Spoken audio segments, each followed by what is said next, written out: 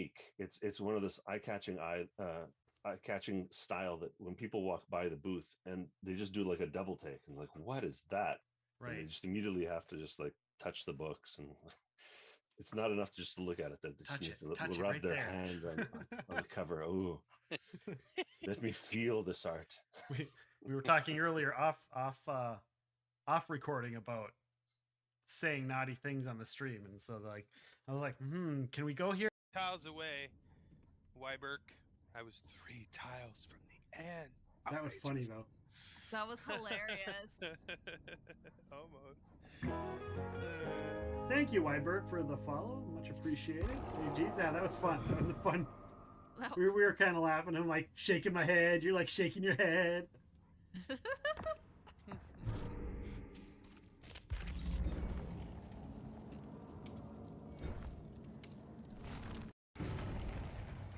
You're the dude with the flashlight.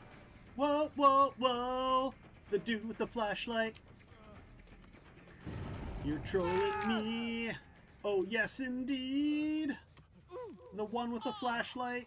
Ooh, ooh, ooh. Yo, the one with the flashlight. I don't even know the rest of the words, so I'm like, I can't even make a good song out of it. Maybe I should make an alert that says, hey, idiot, you're still on Stream Raiders. Change the goddamn fucking screen. This is the ultimate showdown of ultimate destiny. Good guys, bad guys, and explosions. As far as the eye could see. Only one will survive. I don't know who it could be. This is the ultimate showdown of ultimate destiny. Boom, boom, boom, boom, boom, boom, boom.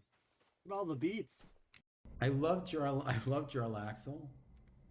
And I'll tell you a little thing. I love his voice. Mm-hmm.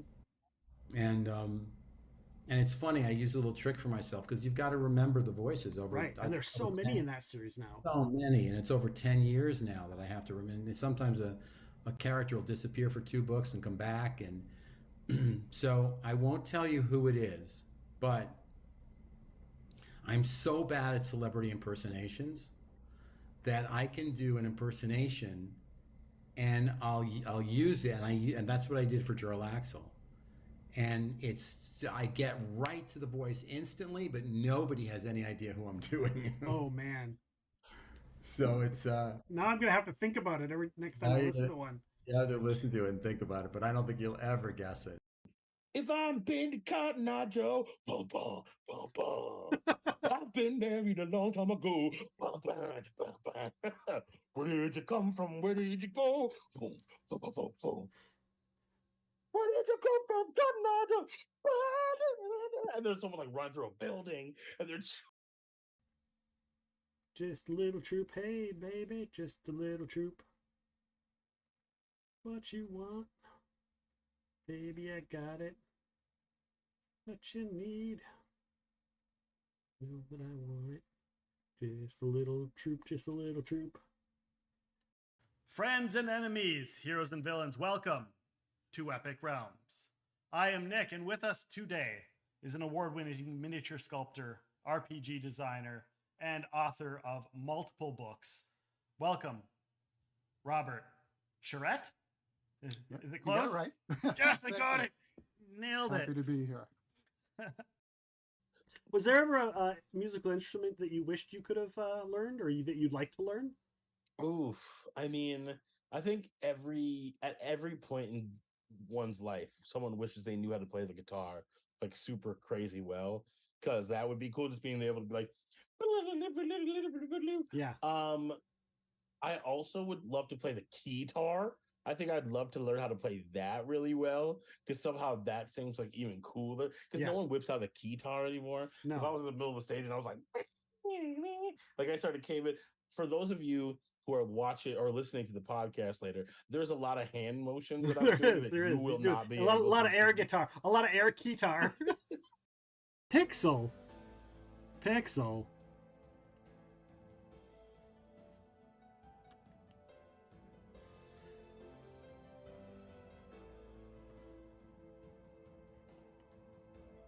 How's that? How's that Pixel for my painting? A painting on the wall, right? Oh my gosh! taking two at once is a nightmare.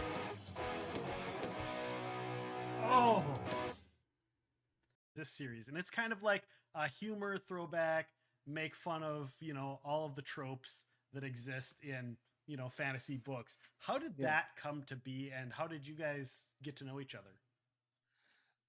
Well, we we started out getting to know each other through an anthology. You know, sometimes these anthologies get thrown together around a theme, and then you get to maybe meet or interact with some of the other people who are contributing. And there was an anthology.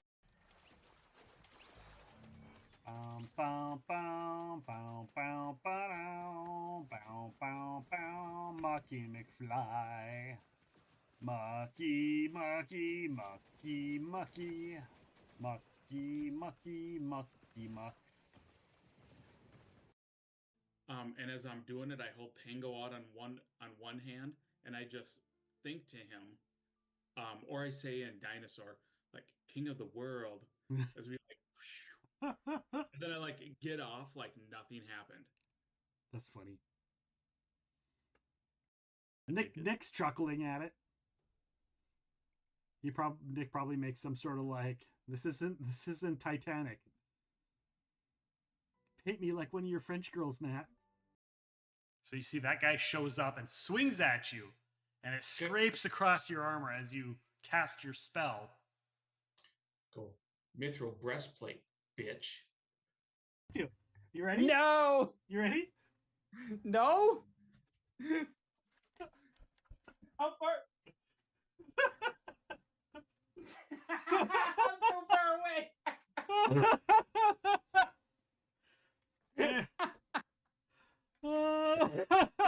There you go, guys.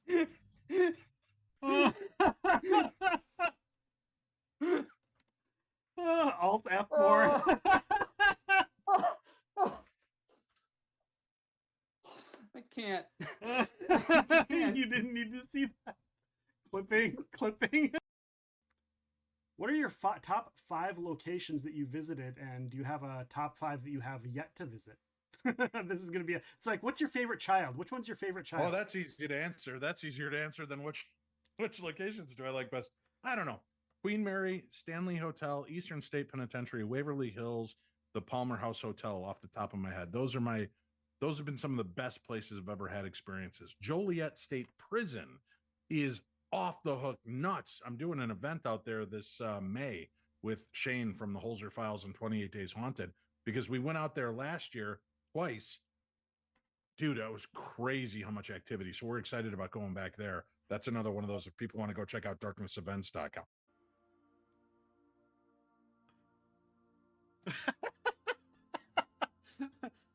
I had you loud repeating slap that unit, and my trainee walked in and it got real silent real quick. Oh, somebody will have to go back and clip me saying slap that unit down. And Seppi. Well, first of all, I think that's the start of a joke, and you should get the stream to start with. Patrick Leader, Jeff Tidball, and Seppi walk into a bar, and then add the end, and the And then Fat line. Trombone. Yeah, and then Fat Trombone. Bongo! Bongo, bongo, bongo, bongo, bongo, bear. Bongo, bongo, bongo, bongo all day. The thing I'm still best known for, it was called Night Train. And it was about basically a drain full of vampires. And that one just captured everyone's imagination. And from there, I went to reading over one of the first source books they released. And then I ended up writing the second one, Hucksters and Hexes. And maybe the third, Fire and Brimstone, and then on from there. So it was something I had thought about getting into. And those are some core books for that system. Like when you wanted to play the game, other than the main book, those books, those two that you just mentioned right now, those were huge content pieces for people that wanted to play certain roles. The volume. Turn it up, yeah. Turn it up, yeah. Turn it up, yeah. Turn it up, yeah. I don't. Originally, that started off with me wanting to do pump up the jam, pump it up, but I had the wrong words, so I just was like, I'm just gonna cover it up by saying other stuff and try and make it sound like it was in not a. I was asked if I could write a couple of one shots because they had to have everything done and in in trade before the movie came out, which means they had to hustle. Yeah. And I was just like, my editor, my friend Tom, was like, "You write fast. You like the A-Team?" "Yes, I do." "Funny you should ask. I love the A-Team." He goes, "Hey, you want to do this?" "Sure." And a lot of my projects have kind of been that way. I get an email asking if I'm interested in something and if I want to pitch for it. And nothing has come back where I've said, "Oh no." It's all been stuff I've been interested in. So, knock wood, it continues. Did you happen to get any here's an advanced copy of the movie so you can get an idea of anything, or here's some still images or sound clips or anything? They gave a couple of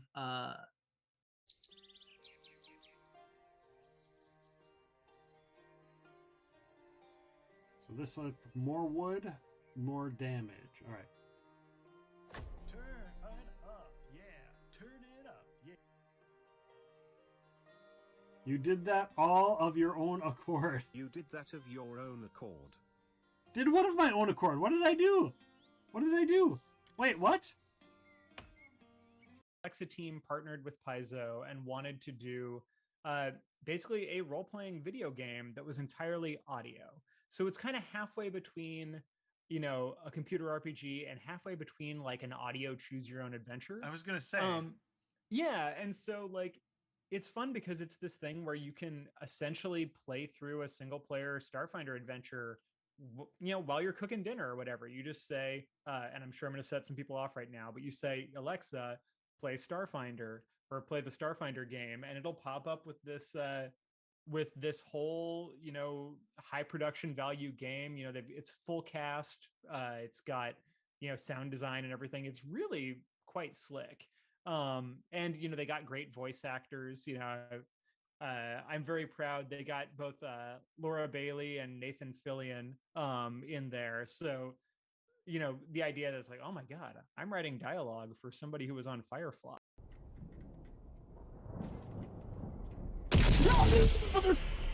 Fuck you, game!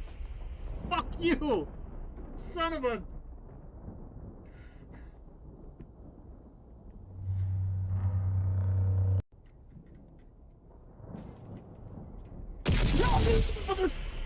Fuck you, game!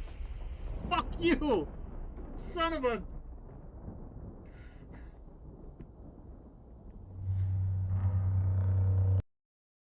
Is there something going on? There's something going on. Boop, boop, boop, boop.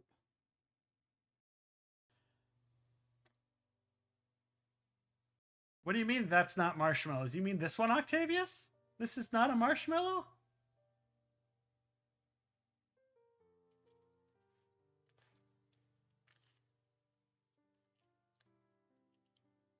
Should I get real close to the mic so you can hear me? Crunch, crunch, crunch.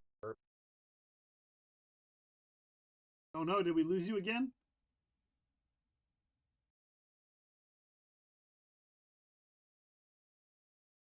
We lost him. One more time. Ba-ba-da.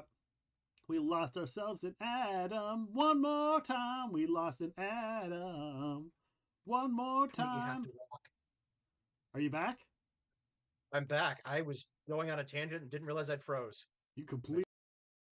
But in a household where the only staff is you, yeah, my challenge is to try to figure out, okay, well, what would the butler do if you're the only one? Well, you're the butler, you're the cook, you're the chauffeur, security, security, you're the valet, planner, scheduler, scheduler. You got to do a bunch of stuff, and in the meantime, curmudgeonly old Joseph Perry Shackelford is sitting upstairs, slowly leaking his brain out of his ears. And how do we deal with that? And then Naomi Patchett is always there poking at him, like, "Ah," and then You just made a level 26 in Fallout, decided on a gunslinger build. So like pistols, like a pew, pew, pew, pew, double tapping LA Pistola build.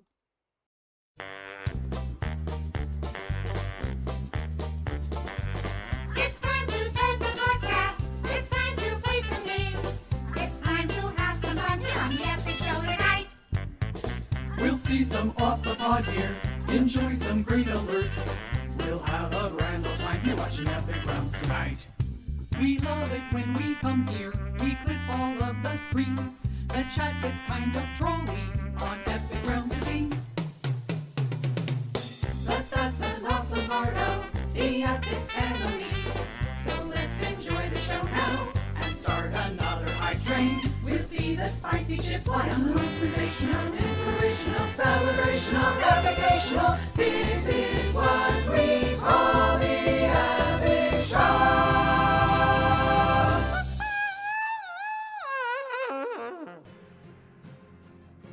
Hello, everybody. Welcome on in. Is my microphone working? Yes, it is. Is the camera working? Yes, it is. Welcome in. Thank you guys so much for being here. Appreciate every single one of you for popping by, hanging out. I hope you guys are able to stick around tonight. We're going to have some fun today. There's going to be a little bit of a different stream, something kind of new and different in the tabletop role-playing sphere. If you've never role-played before in your life, feel free to stick around, learn a thing or two, ask a few questions. It's going to be a lot of fun. Welcome on in. Steven the Shark, officially first and unofficially first.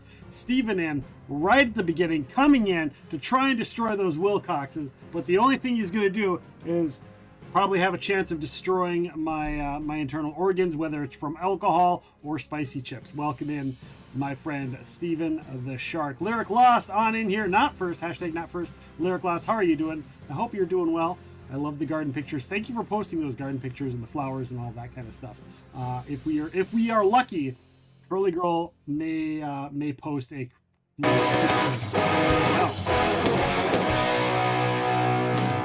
Rockheim coming in 54 months. Rockheim, I hope you have a chance to stick around and listen in, because what I'm doing tonight directly affects Rockheim and a few others.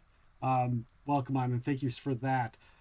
54 months. Dear God, has it been that long? Has it been that long? Hello, Xenobite. Welcome in. Thank you for the lurk and hanging out. I appreciate you. Only Gen 1 Pokemon are real. Possibly true. Mr. Man, hello. Welcome on in, Mr. Man. Steve the Shark spawning some Tangia Dungeons. We got Tangia Dungeons in here. We got Miso Thorny. Miso, I misses you. I miss you, Miso. I hope you're doing well. I hope that your Patna is also doing well. I misses him as well. Hopefully you guys are doing great. Miss ya. I can't wait to check out your next stream and hang out with you guys. You've been hooked on Cyberpunk. Yeah, Cyberpunk is awesome, Mr. Man. Cyberpunk is fucking awesome. Freaking awesome sauce. Tonight, guys, we are going to be doing a read-through, a chat-through, a community introduction to this amazing game known as The Devil's Dandy Dogs. There it is. The Devil's Dandy Dogs. I got the box right here. Boom. Here it is. The Devil's Dandy Dogs. It is a tabletop RPG, even though it comes in a box, because it's got all kinds of cool shite. So we're going to open this bad boy up, and we're going to kind of get an idea of what we are looking at. You've been romancing Pan Am. The tank scene was kind of peaky. Yeah, Pan Am is great. Pan Am is great. I'm a little sad that they made it so Judy is only available if you're playing a female character. So thus I made a female character. But Judy is my fave, but Pan Am comes a close second. So the Devil's Dandy Dogs, as you see, there's all kinds of things. This kind of shows you what we've got going on as far as the Devil's Dandy Dogs goes. We get all kinds of stuff. Mr. Jones Life, thank you for the lurk. Mr. Jones doing Helldivers. Also doing some Dead by Daylight. Mr. Jones Life, hope you're doing well. So, in the Devil's Dandy Dogs, guys. So here's the premise. How do I get a Sandvistan? There is a specific vendor, I believe, that sells it. A very specific vendor. And I think you have to once you unlock something. But yeah, that is if you're gonna go, there's a drawback. There's a drawback to it. But well worth the drawback. Well worth the drawback. It's fucking yeah. My first run through, that's what I had, and I did a sniper samurai sword build. And let me tell you, having the Sandvistan maxed out with the samurai sword and just like, there's a room full of guys. Well, I'll just click that thing and just move through and kill everyone. Freaking awesome. Freaking awesome. You have your tech at level 20 already. Nice. Nice. So guys, you can see the QR code here for the Devil's Dandy Dogs. Devil's Dandy Doggos. I'm going to turn this light up a little bit more, just so you guys can get a little bit more of that. So what you see here, you're going to see here that we get, hopefully this thing is clear. Before you have to kill Atom Smasher, yeah, you'll be notified. There will be a certain point where it says you can't go any further in the story. If you go further in the story, you can't come back. It will tell you when you're going to the final story, and that's where you run into Atom Smasher, so you got plenty of time. So you're getting 36 Diviner deck cards, 20 Temptation cards, 22 Trick cards, 13 Pact of the Pack cards. You're also going to get the Devil's Dice, which are 3 dice, and then the 1 Temptation dice. We are also going to get 5 Devil's Door cards, and I don't really know what those are. Of course this thing's going to be a pain in the ass. Come on, camera. Quit being an asshole, camera. Quit being an asshole.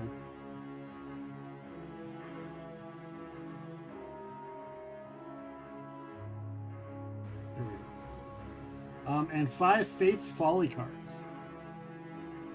I just joined the Nomads and I'm about to fight someone, I guess. Oh yeah, yep. I know what you're talking about. And then you've got the Fate's Folly card. So that's kind of your rundown. And then of course you've got your character sheets.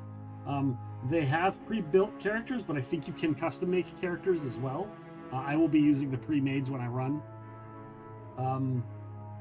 Yeah, and you get the Devil's Dandy Dogs book and the Devil's Play book and the Soul's Arrow. So let's take a look at some of these. Here's the Devil's Playbook. So I think this is like the player card, right? Maybe this isn't. Maybe this is something else. So we'll kind of see what the stuff is. But look at some of the art in this book. It's kind of cool. Let me see if I can raise this up, because it is so like right in your face, right?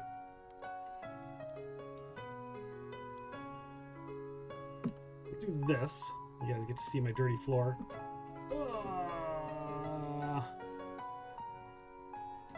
That's me. Actually, we'll do it like that and then like this. And then I think what I can do is yeah, we got the cord here. That's all kinds of cords. Now that that's up a little bit. Oh, I haven't even tightened this. Oh no! We'll tighten this up a little bit here. There we go. Foot reveal. Ooh. Confirmed. Epic is wearing pants today. Confirmed.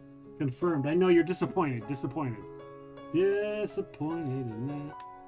All right. We'll go like that. No. That. Move that like that. Move this back over here, and then we'll go on over. Let me take a look. See, I'm going to go to the settings here, and I'm going to zoom in manually, because I believe I can do that because I have that power, and I think that should fix some of our issues. Right?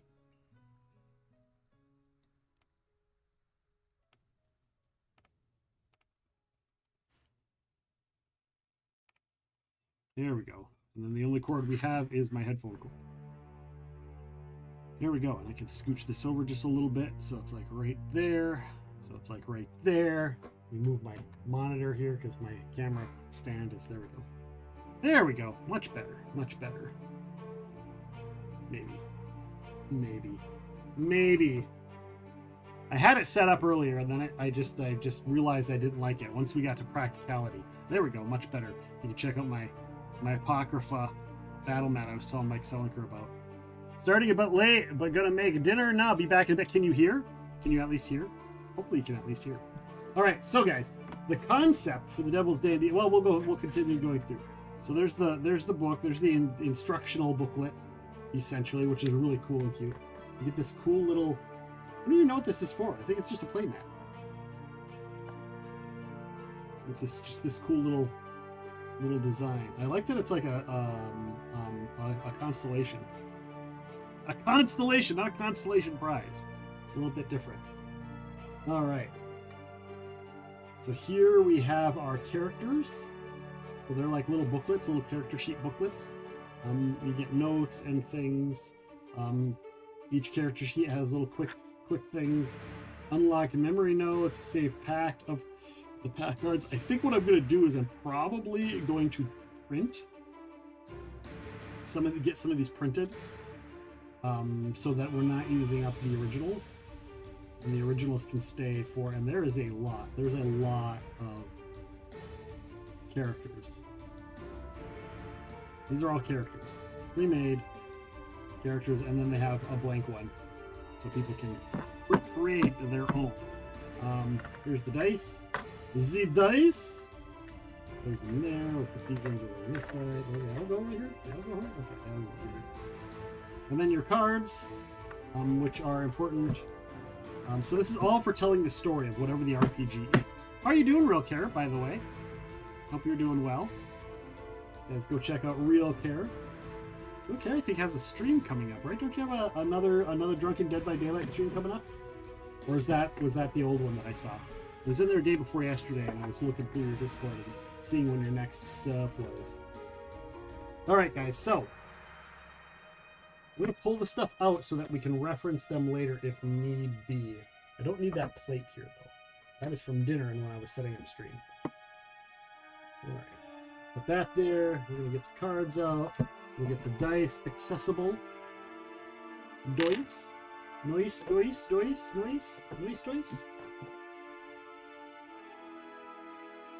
All right. Exclamation mark, join the Tangia dungeon, guys. Get on in on that dungeon.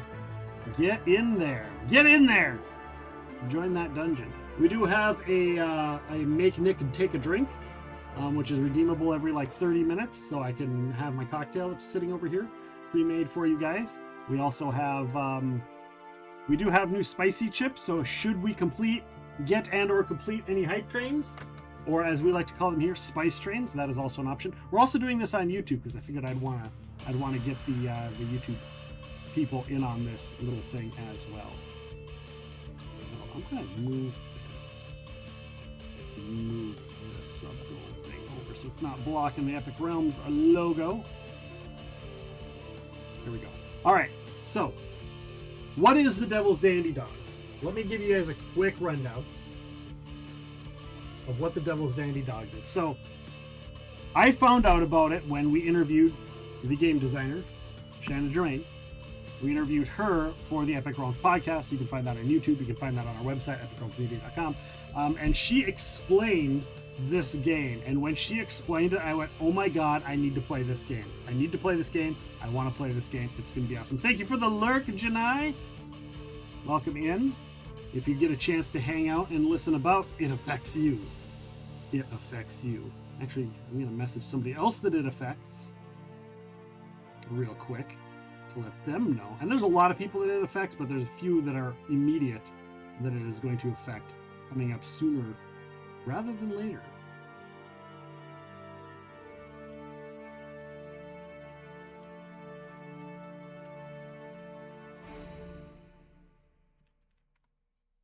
All right. So, the Devil's Dandy Dogs is all of the players are playing doggos, and you work for the devil. Now, it's not necessarily like evil, dark brimstone devil, because that's, you know, it's made for kids and whatnot. So it's supposed to, it's a little bit more whimsical, and they leave it a little bit more open to your interpretation of however you want to do that. If you want it to be a Wiccan game, it can be like a servitor, or it doesn't have to be a devil. It can be whatever, you know, whoever the collector of souls is. So if you wanted to run this game in, say, the Greek thing, it could be Hades, right? If you wanted to run this in Pathfinder, this could be run by Pharasma, and the doggos are, you know, something else. So that's kind of the premise of it, is that you are dogs and your job is to retrieve human souls and bring them back to the underworld, or whatever, in this case the devil, or in whatever case you want it to be, to make it apply to whatever you want to make it apply to. You can do that, because it's left open that way. They didn't want to like exclude anything. Before we continue, I do want to mention I was cleaning my desk today and I realized I have a bunch of stickers here that were supposed to get mailed out to people during one of our last big events. I had not mailed them out, and in fact, I have forgotten. I have them here. I found them. They will be going out this week. My plan is hopefully tomorrow night to go through and put them all in envelopes and get them all mailed out.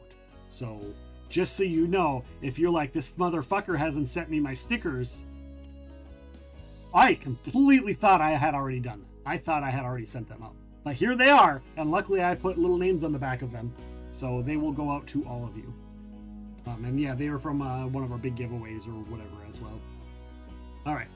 That being said, you guys get to see me keep reaching over for my drink because it's in the path of the camera.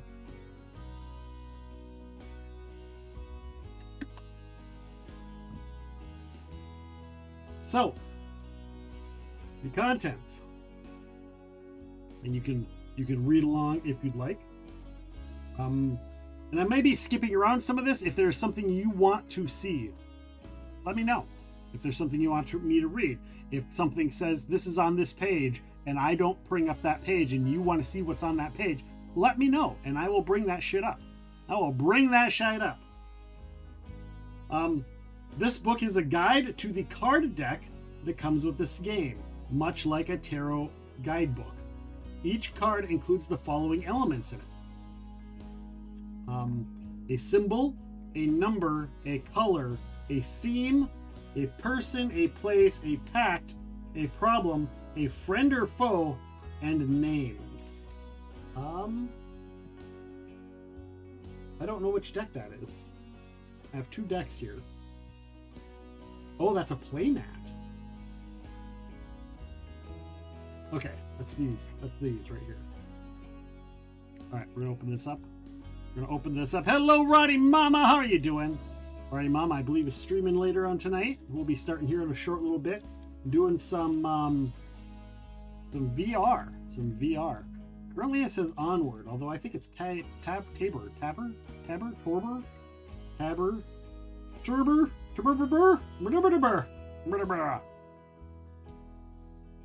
Tabor Wednesday. It used to be Tuesdays, but they switched it to Wednesdays, I guess. All right, we're opening it up. First time, fresh look. Here we go. So how do we know what the numbers are? Arrow, bell, book, candle, cloak, clock, crossroads, day, death, devil, dog, dream, eye, fate. Okay, so we get the idea. So they are like tarot. They're like tarot cards. But it says that there are numbers on the cards, did it not?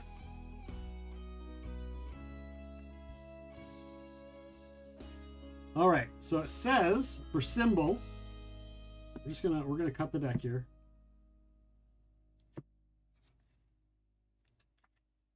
And this is what we're gonna go with. Cutting the deck, we'll go with this one, seed.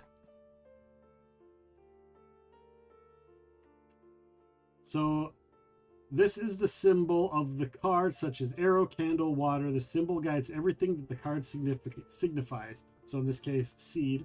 Each card has a number which can be used for anything at any time. A house address, a page number, the number of foes who show up, part of a clue, the beginning of a password, or so on. Where is the number? Where is the number?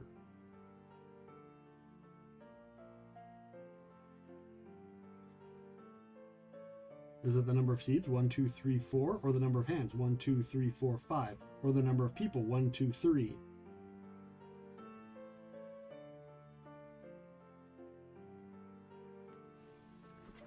Color.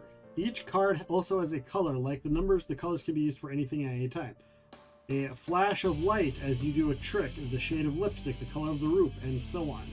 3 words that give a general overview of the card's theme, meaning, atmosphere. Any of these can be used literally to guide the theme or mood. They can be disregarded. Just as with tarot, you can also take the opposite meaning. Person. This denotes the character who made or will make the deal with the devil. Note that they're not all people. Many types of creatures can make a soul bargain. This element can also be used to create NPCs on the fly at any point in the game. Place. This is used to denote a place where the dogs meet, a creature who wants to make the deal with the devil. This element can be used to create places on the fly at any point in the game. Pact. This denotes what the devil is offering in exchange for a soul during a deal with the devil. The element can also be used as inspiration for the motives of other NPCs at any point in the game. And then the problem. This is a problem or complication that presents itself to the doggos. You can use it to push the story forward, inform a response, create a third act complication during the dark night of the soul. Friend or foe. This is an NPC who shows up to make the story more interesting, either in a good way or bad. Names. A list of names that can be used for characters, locations, and books. A few of the card prompts include difficult subjects. Okay, guys. FYI. This is this little in colored area, right? A few of the card prompts include difficult subjects such as self-harm and suicide. As with all prompts, you're welcome to ignore them and choose something else. If you'd like to use these, be sure to connect with the group before gameplay and make sure everyone is comfortable with this inclusion, or with their inclusion. And that goes with any RPGs, right? If there is something you're not sure of, check with the group, check with your players, check with your GM. If there's something there, you know, I have a clip that's a one of my favorite clips. It's when I was chatting with Robert Hartley, and he goes, one of his most common things he always says is talk to your players. So you definitely want to do that. Many of the decks also include a couple of blank cards designed for you to add your own ideas. You can write on them or print out reusable stickers to place on the front. Oh, that's cool. I still don't know, you know, like there's no number on this, like on this one, which is, oh, Shadow. I was like, Hado, but I didn't see the S up here. On the camera I look and I'm like, oh, obviously there's an S there. But from my angle, for some reason, my brain didn't register that S. But yeah, there's like no number on here, so I don't know. Let's just keep going and we'll figure it out. Choose the cards and the card prompts that work for you. The card prompts run the gamut from modern day, real world, historical to fantasy and sci-fi. Choose one you like and that fit the theme and setting of your particular game and ignore the rest. You can use the cards anytime. They're for inspiration when you're stuck, even when you're at. So the cards are basically like to help you put together the story. If you're like, if you don't have a plan, or if you're like flying by the seat of your pants, that's kind of what's going on.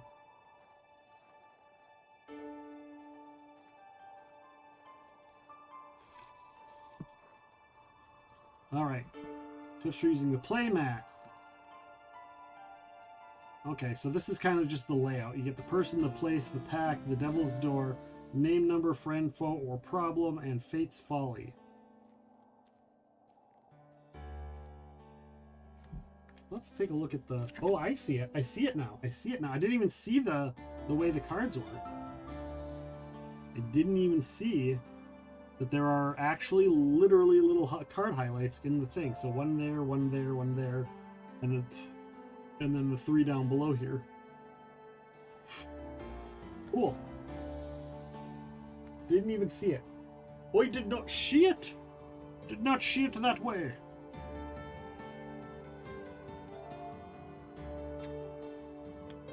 All right. Oh, okay. Oh, okay. Aha. Ah, seed. Let's look up seed. Seed. Seed.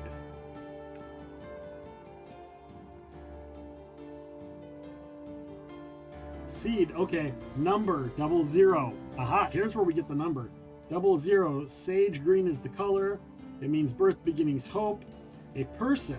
A nanny, a teacher, a caregiver, a farmer, a horticulturist, or zoologist. Someone who died by suicide, survived by an attempt, or works on the suicide hotline. A king or queen with infertility. A world leader or a child who is lost.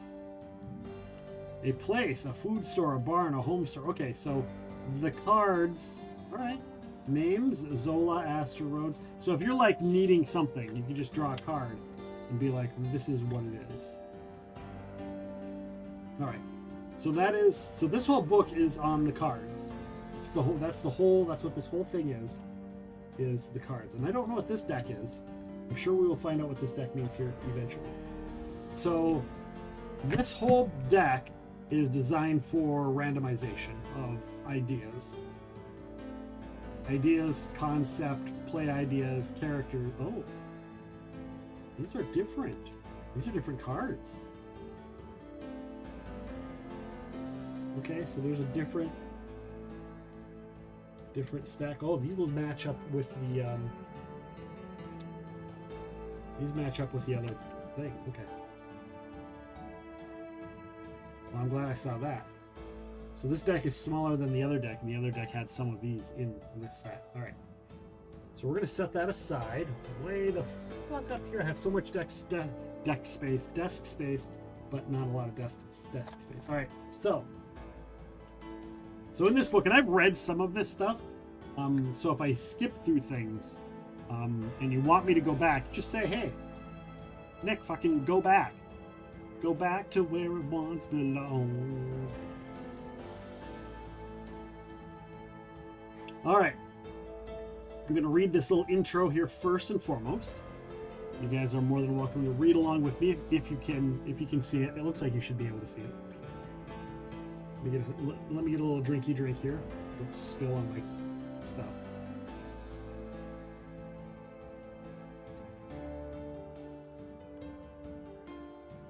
I didn't put any lime juice in there. And I can tell. All right. In The Devil's Dandy Dogs, you play a supernatural dog working with other members of your pack to fetch souls and stories for the devil. It is a game about magic, mystery, teamwork, and the desires that drive us. Each time the dogs fetch a soul for the devil, they encounter a myriad of people, places, creatures, experiences, and conundrums. How the dogs handle those situations is the basis for their emerging story. If you're familiar with role-playing games, you can think of The Devil's Dandy Dogs as a rules-light narrative role-playing game. If you've never played a role-playing game before, don't worry! A role-playing game is just a game of make-believe where one player, who we call the diviner, so in this game it's not a GM or a DM or a storyteller or a keeper, they're called a diviner, acts as the guide. Running the game and other players pretend to be supernatural dogs. The goal of the game is to collaborate and tell an amazing shared story with your fellow players. The story, including the conflict, characters, and solutions, is a joint creation between the players and the diviner, with dice and tarot-style deck offering interesting twists and turns. The rest of this rulebook will dive into how all of that works, but something you can always go back to is What would a dog do? What would dog do? Not what would a dog do? Not what would dogs do? Just what would dog do? What would dog do? What would dog do? It's a dog. What would dog do? Or if you're the diviner, what would the devil do? And you'll know you can't go wrong. So, play basics. While it's useful for everyone to read the rules ahead of time to get a basic understanding of how the game works, there's no additional preparation necessary. Everything that happens during a soul fetch is decided during the game session, either collectively by the group, by the diviner, or by the cards and the dice. Your pack consists of a group of players who act as the devil's dandy dogs, and one diviner who acts as the story's guide. The diviner voices the devil and any additional NPCs that sets the scene, generally offers guidance to the group as described later in the diviner deals the cards. Again, guys, if it says something like page 70 and you want me to skip to that page and read what is there before coming back, let me know and I will do that. Otherwise, I may, just on my own whim. The game can be played with just one player, a diviner. However, it's really designed for a group of players, at least two, but ideally 4 or 5. The dandy dogs do run in a pack. Your toys, Mr. Bond. Your toys, Mr. Bond. Each player will need a character sheet, something to write with, and 4 die 6s, one which is clearly different from the others. This is your temptation dice. So in this case, we've got these that came with the game, and I'm guessing this is the temptation dice. Boom, whatever the fuck that means.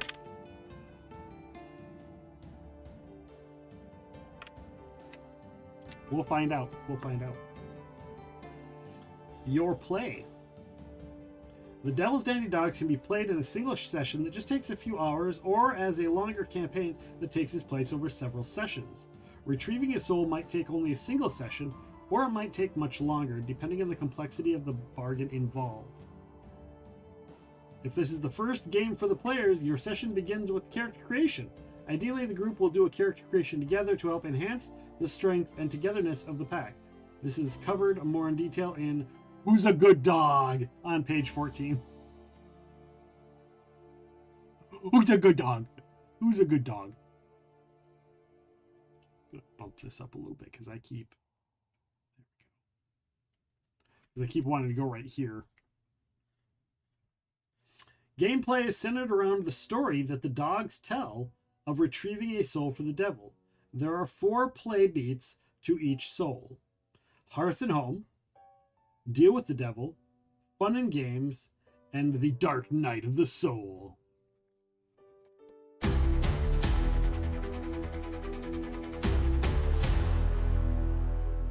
These are covered in more detail in The Devil's Playground on page 34.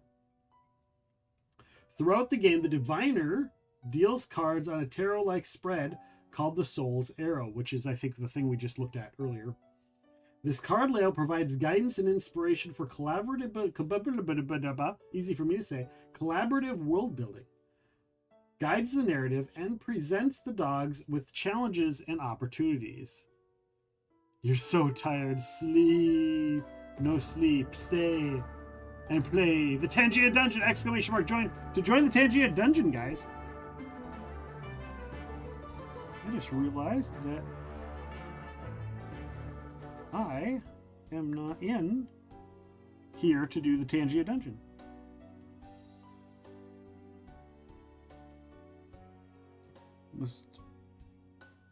Oh, ha. That's why. Technically in. All right. So. Holy Schnacky Burgers! Hello, Alana! Hello! Welcome in! Welcome in. Thank you for that. Can I play? I am planning on running this on stream for the community. I have three games of this planned. I have one test run with friends next month. So I'll be doing a test run in September. And then I've got a game in October and then a game in February that I'm planning on running. And sometime between the game in September and the stuff in February, I plan to run more, maybe once or twice even, on stream with the community. So that is the plan. However, we have Mechanical Corners with the guys from Fight in a Box coming up. We've got all kinds of stuff with the guys from Fight in a Box coming up. We've got 2 board game playthroughs. They're releasing an expansion for Conquest Princess. So we've got 2 board game nights with them in October. One on the 6th and one on the 31st to coincide with their Kickstarter. We've also got tabletop role-playing of Mechanical Corners on September 24th and September 22nd. So we won't be doing the Devil's Dandy Dogs until at least maybe December on stream, unless I do it on a different day, unless I do it on a non-RPG day. But yes, the plan is this will be a thing that I play on stream for people, which is why it makes sense to stay here and hang out and kind of learn the game with me. That way you kind of get an idea of what the game is. And you can figure out if you want to go get the Devil's Dandy Dogs and read it for yourself. How are you doing, Rolana Halo? Rolana, you may enjoy this game. I don't know. All right, so we've already discussed that the tarot cards are kind of our, if the GM or players can't think of anything, it's the randomizer as far as like, you know, what's the address? Where are we at? What's the name of the NPC? If there's any brain farts, the cards will tell us. It also will tell us kind of the story. So, the setting of the Devil's Dandy Dogs can be whatever the group wants to make it. It can be modern, it can be historical, it can be magical, it can be something else entirely. This goes back to kind of what I was saying earlier about their discussion. You could set a session in the world of your favorite game, book, or movie, or RPG. Since the devil has their long figures in every possible world, they could easily send the pack to the future in one session, to the past in another, or to Oz in the third. There are no limits on where the devil can make deals, and thus there are no limits on where the pack can travel, or what they might encounter there. All manner of magical and mysterious creatures may show up, from traditional demons and angels, to mythical beasts of the land and the sea, to robots and aliens. Different settings also lend themselves to different moods and atmospheres. Some sessions might be dark and moody and lean towards death, despair, and grief, while others might be light and playful. The pack might find itself attending a high society party, attempting a futuristic heist on a space station, or doing the favor of a long-dead king, or battling a wizard atop their tower. Each of these will have its own unique feel. I'm good. I just got mats in the new car. Yeah, this reminds me of a cross between the Weave and Magical Kittens. Awesome. Awesome. Well, hopefully you're able to stick around and join me. If you have questions, I've been telling people if they want me to look at something, pull up an item. You know, I have character sheets, I have the decks of cards, I have other books. I can flip through to other pages if you want to see if it's like, this thing is described on page 35, and if I don't go there, you can just be like, hey, can you go to page 35? And I'll be like, sure. Because we're learning it together. We're learning it together.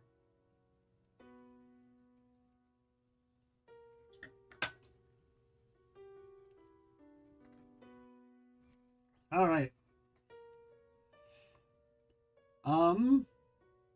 Each of these will have its own unique feel. The only consistency across all the moods and settings is that players should leave behind their expectations about... This is important. This is also kind of what I was talking about. The only consistency across all those moods and settings is that players should leave behind their expectations about should leave behind their expectations about religion, morality, good versus evil, and whatever else might be entwined in their understanding of souls, devils, and magic. In this game, all souls have to go somewhere, and there are certainly worse places for them to land than in the devil's hands. So, I think that's important, and a very important piece to this game. I can't stress that enough. And like I said, I think because it doesn't have to be the devil. Like, you can use whatever, like I was saying, for those of you familiar with Pathfinder, like, it could be the Pharasma's Dandy Dogs. It's just the tool for telling the story. Bodies and souls. There are many questions that this game does not answer, such as what are souls exactly? And what does the devil want with them anyway? And do animals have souls? Do you? 1. Not just anyone can trade their soul. Oh, sorry. I don't know. Let's see. Does that go up to there? Like on the layout, does this go from here to here? Or does this go from here to here?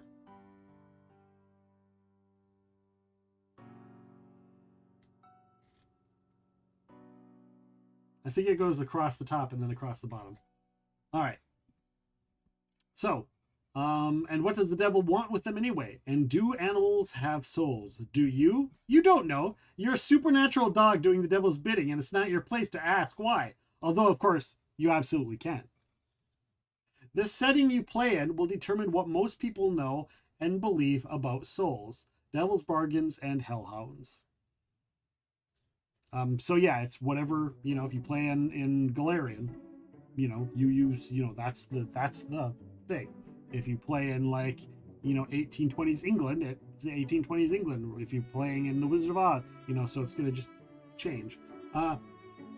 What you, as a dandy dog, do know is, 1, not just anyone can trade their soul to the devil. The devil is selective about the soul bargains they make, and only taking the ones they deem most worthy. What makes a soul bargain worthy? The potential for a great story, of course. 2, souls and death are not intertwined. A person doesn't die when you fetch their soul. And in fact, some people who make soul bargains are already long dead. Some are not even people, and some may never die. There are many other supernatural entities who also seek souls, and many of them would be happy to steal one right from under you. All souls are the purview of one entity in particular, Fate, the Queen of Destiny. While deeply powerful, Fate is mostly hands-off, only stepping in when something or someone draws her eye. Grab a cough drop thing here, because yeah, I can see my voice going boop. I can see my voice hitting the shiter. Ricola!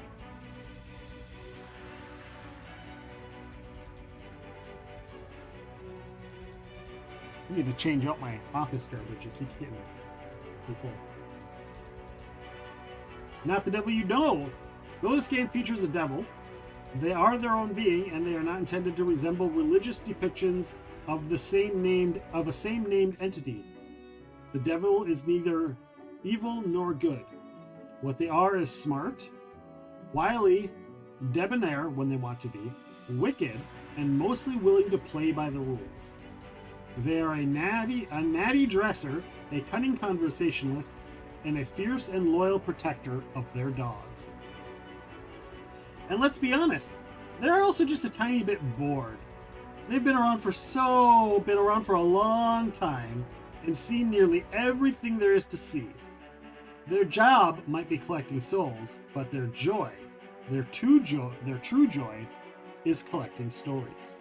And your job is to bring them in incredible new stories to add to their library. Not the religion you know either.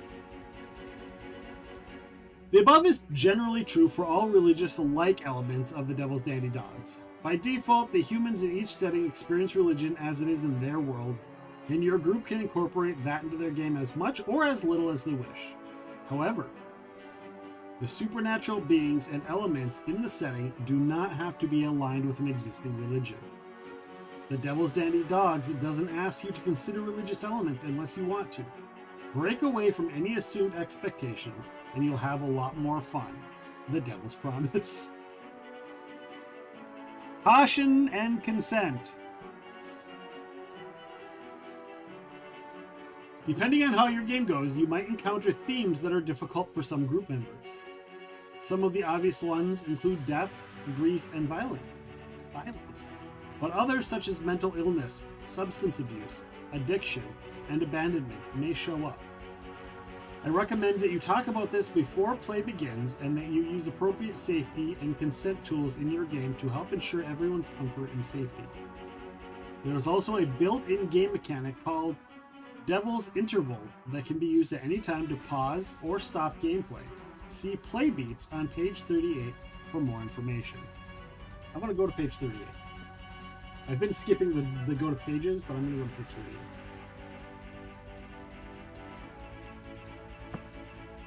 38. It says sniffing butts. Not really.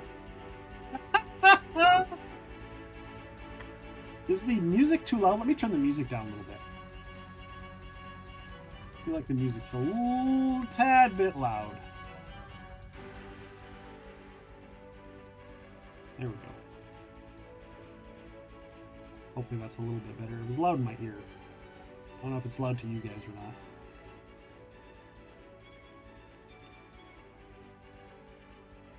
Alright. Playbeats. The Devil's Daddy Dogs has 4 distinct playbeats. Hearth and Home. The Hearth and Home frames the beginning and end of the story with the dogs gathered around the devil at their home. Deal with the Devil sets the scene for the Soul Fetch. The diviner plays cards on the soul table, on the soul's arrow to establish the person, the place, and the situation. Fun and Games. Fun and Games is the heart and soul of the gameplay, where the dogs share their action-filled soul-fetching exploits. And then the Dark Night of the Soul is the final beat before you return to Hearth and Home, and the highlight of the story. This final storytelling beat is where things get most intense. Everything goes wrong, the task seems impossible, and the dogs must work together and pull out all the stops in order to ensure that they achieve their goal. Down at the bottom, you guys can see it. The Devil's Interval is an optional beat for the devil and their dogs to interact between or even during the main beat. It is also a built-in opportunity to pause the game for any reason. So I'm guessing we'll get to those. Yeah, there looks like they have the full descriptions of each section here coming up.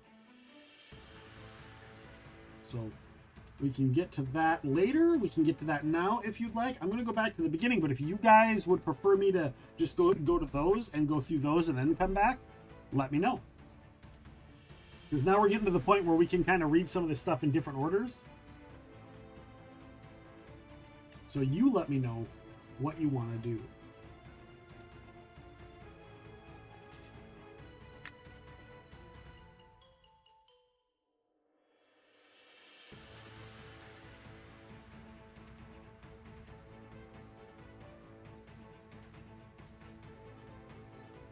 All right.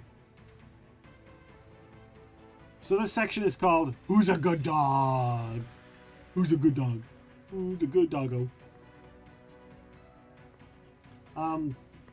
So this is just some more stuff, kind of just along the same lines of like, this is what the game is, a little bit of story stuff.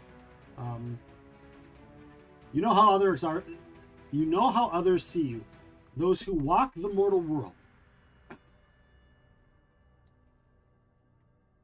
Caught in their temporary trials and transient anguishes, their tiny heartaches. They see your shadowed form, your devil's mark, your lolling tongue, and they think they've learned some dark truth. They call you hellhounds, destiny's dogs, reapers of the damned, death bearers, soul stealers. You are, of course, none of those things, especially not a thief. Every soul you have ever garnered has been given to you freely. Even the devil understands the power of consent.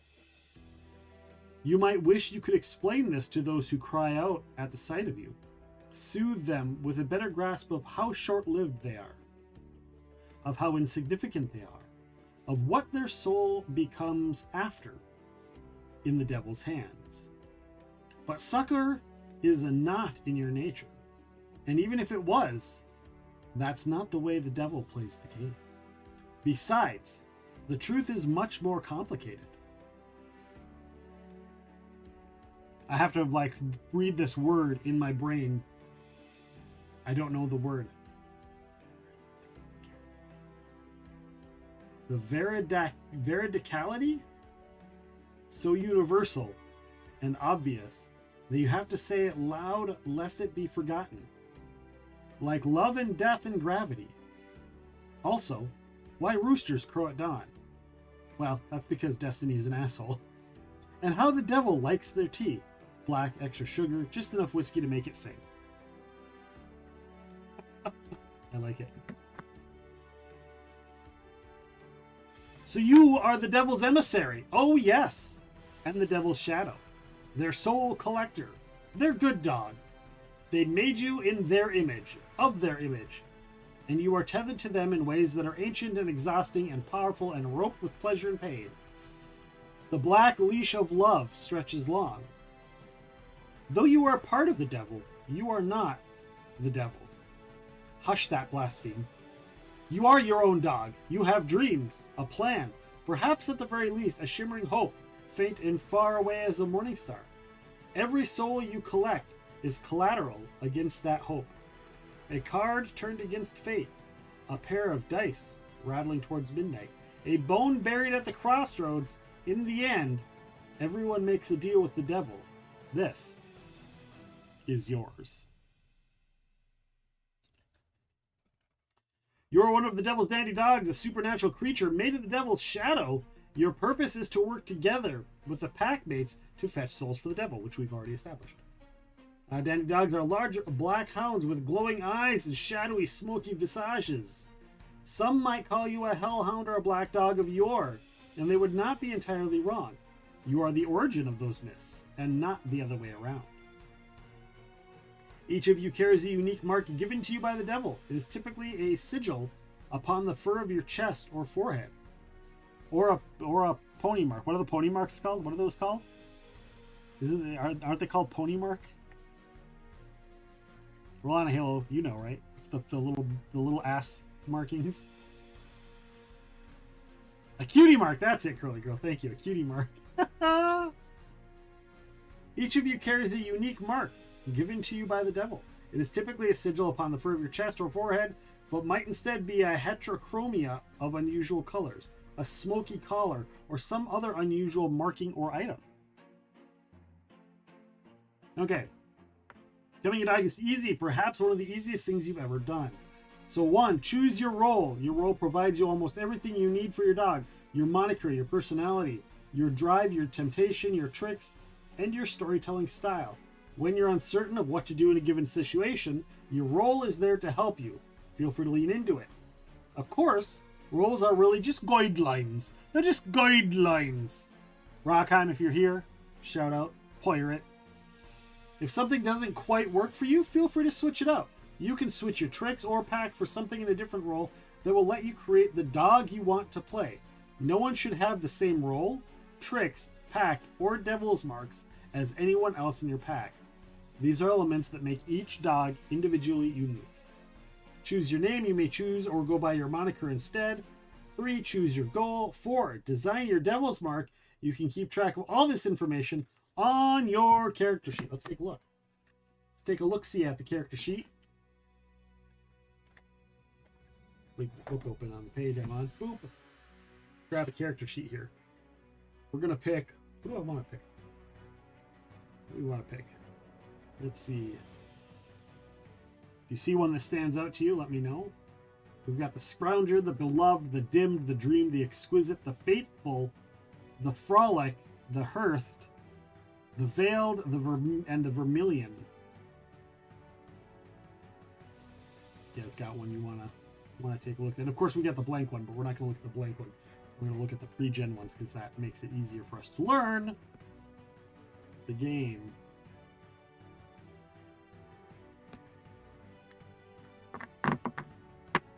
We'll do a die 20 divided by 2. How's that sound?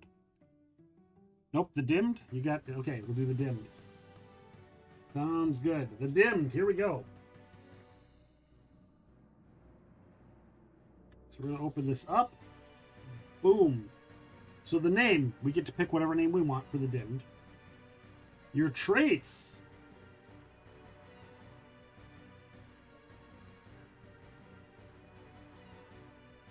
So your devil trait is the best, 3 die 6. Your dandy trait is very good at a 2d6, and your dog trait is 1 die 6 good. We're going to find out what that means here in a bit. Your tricks are that other devil and split the night, I think. I think that's what that is. Let's make sure. check this other one. Yeah, that's your tricks. That other devil and split the night are your tricks. The devil's mark, we get to pick what your devil's mark is. Your drive is discovery. So we're going to learn that in a bit. But whenever we read about the stuff, we're going to refer back to this character sheet. The dimmed, your role. Know your role. You have seen and done much and are more jaded and stoic than you once were. While your experience lends you valuable insight and unique problem-solving skills, you yearn to encounter something exciting and new. You're happiest when helping your pack discover or overcome a novel situation. Storytelling style. You have seen and done so much that one thing can remind you of another, causing you to sometimes get off topic, saying things like, which reminds me of that time we retrieved a soul of a mermaid. You all remember that. And she sang the most beautiful of songs and told us we were good dogs and gave us all fish. Your packmates are sometimes willing to reminisce with you, but the devil has already heard these old stories and may gently usher you back on track. And then it says Shadowrends 3. We don't know what that means yet, but we will.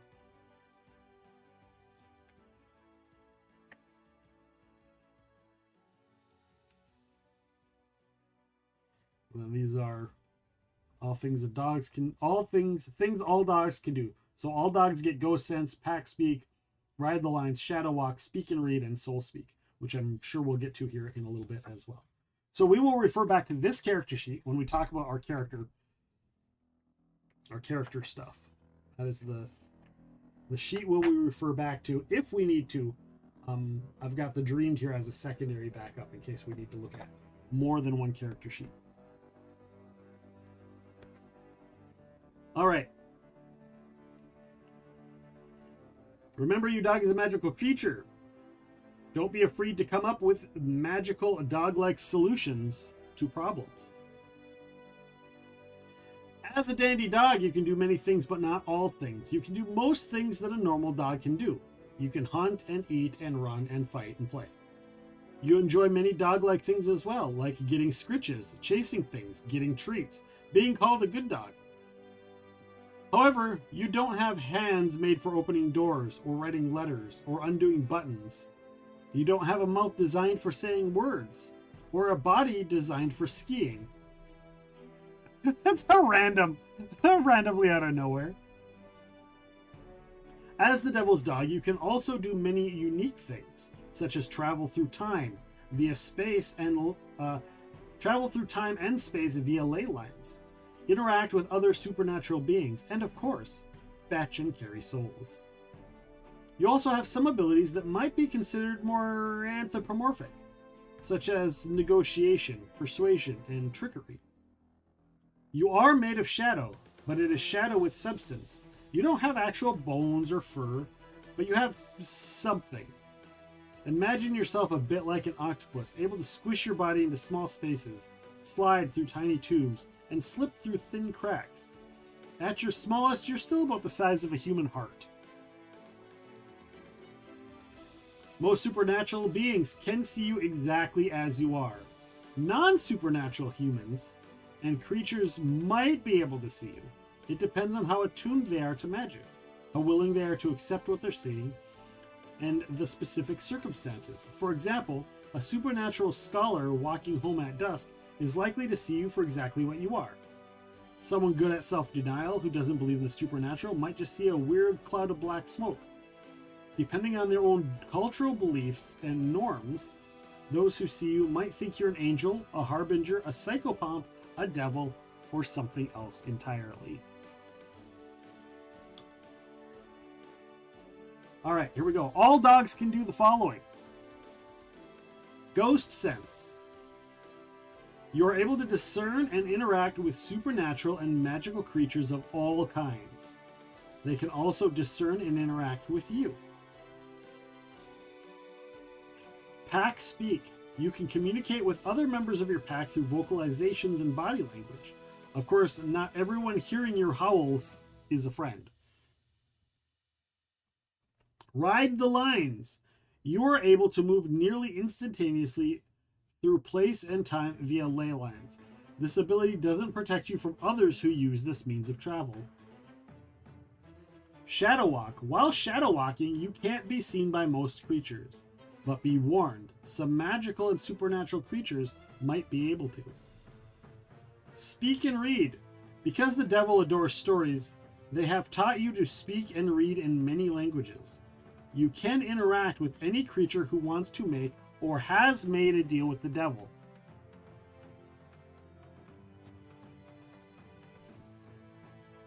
So if they have made or want to make a deal with the devil, you can talk to them. Otherwise, you're just a dog. Just a dog. Drives. Drives guide your action. They might be things like greed, hunger, or aggression. So in this case, our drive is discovery.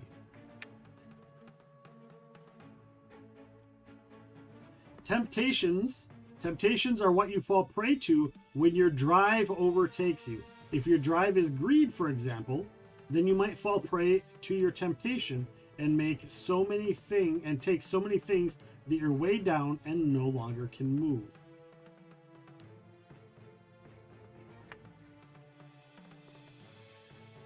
So when you fall to your drive, your temptation is basically a hindrance, is what I'm understanding. Is that what you guys are getting? Traits. Traits tell you how good you are at certain things, and thus how many dice you roll on specific actions. There are 3 traits: Devil, Dandy, and Dog. They don't explain what those traits are for, though. So I'm guessing we'll get to that later. No, fuck it. I want to know what they are. Where are the traits? Here we go. Traits. Devil is how good you are at supernatural and magical actions. So dream walking, healing, resisting magic, sensing magic, shadow walking, sneaking, and soul bearing. Dandy is how good you are at social and cultural situations, using your wits to interact with the world around you. Communicating, intimidating, learning, navigating, negotiating, persuading, social interactions, and trickery. Dog is how good you are at doing regular dog stuff, like digging and running. Your dog is good in one trait, very good in another, and best in another.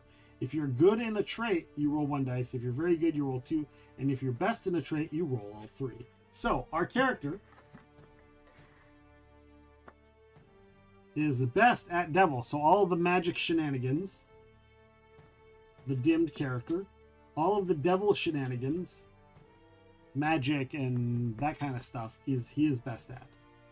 Dandy is all the social interactions. He is very good, 2 dice 6, and he's not very good at being a dog.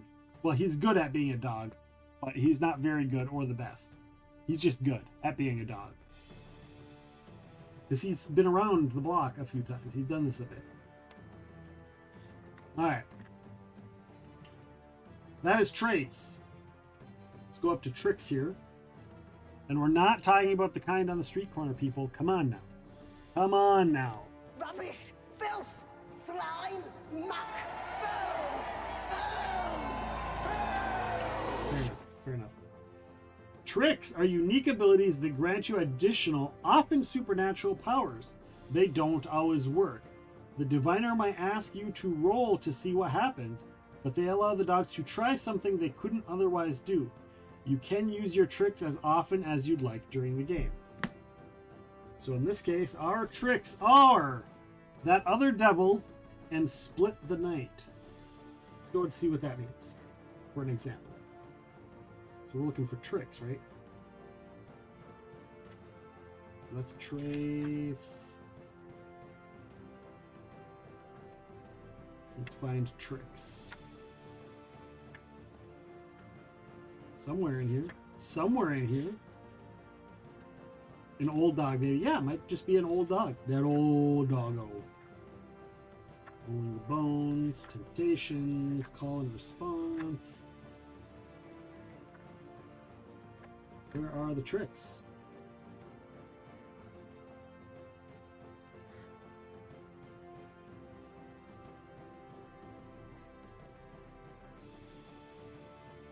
Oh, here they are. They actually have each of these characters in the back. I'm surprised they don't. Oh.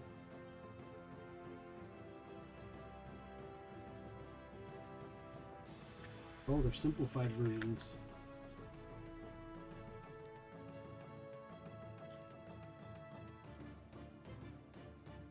Maybe it shows that at the beginning. Maybe that's in there.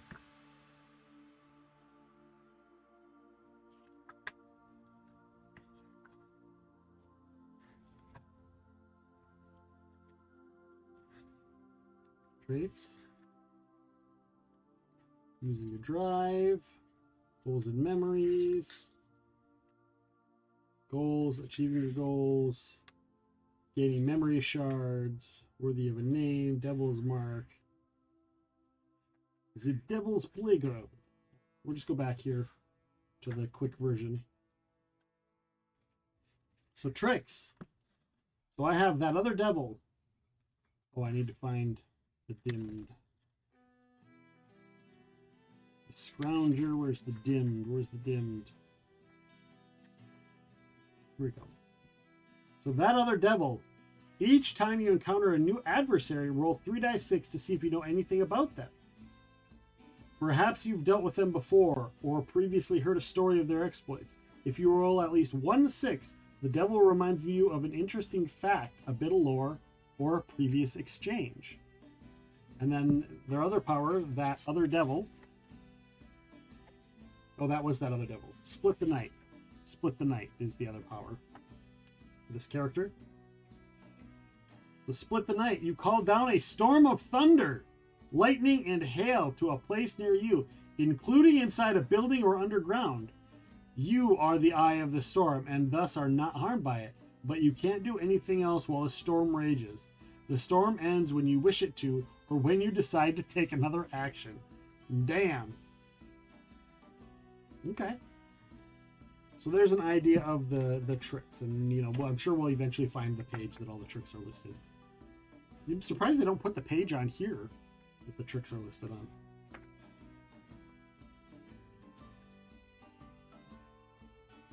All right, Pacts of the Pack are shared abilities that the pack gains at the start of the Dark Night of the Soul. The pack can collectively use their pact once during the game. So we'll figure out what that is, I'm sure, here eventually. Your storytelling style. So that's this right here, your storytelling. Oh no!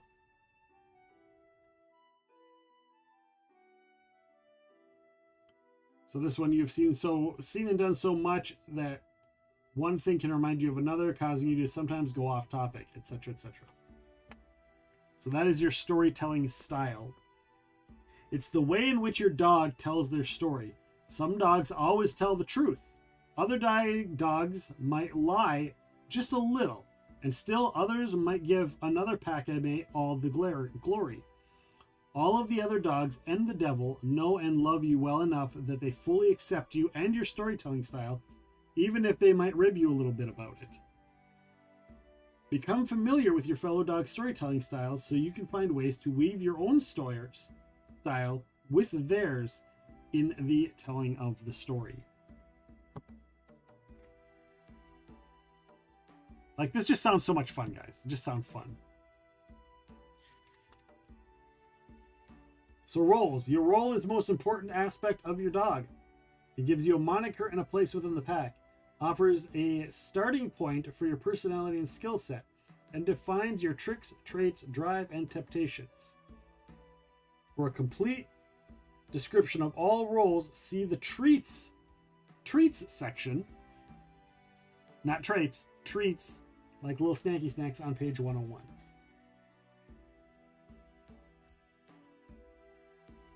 See? Treats. Oh, that's what we were just looking at that has like the more detailed of each of the characters. Okay.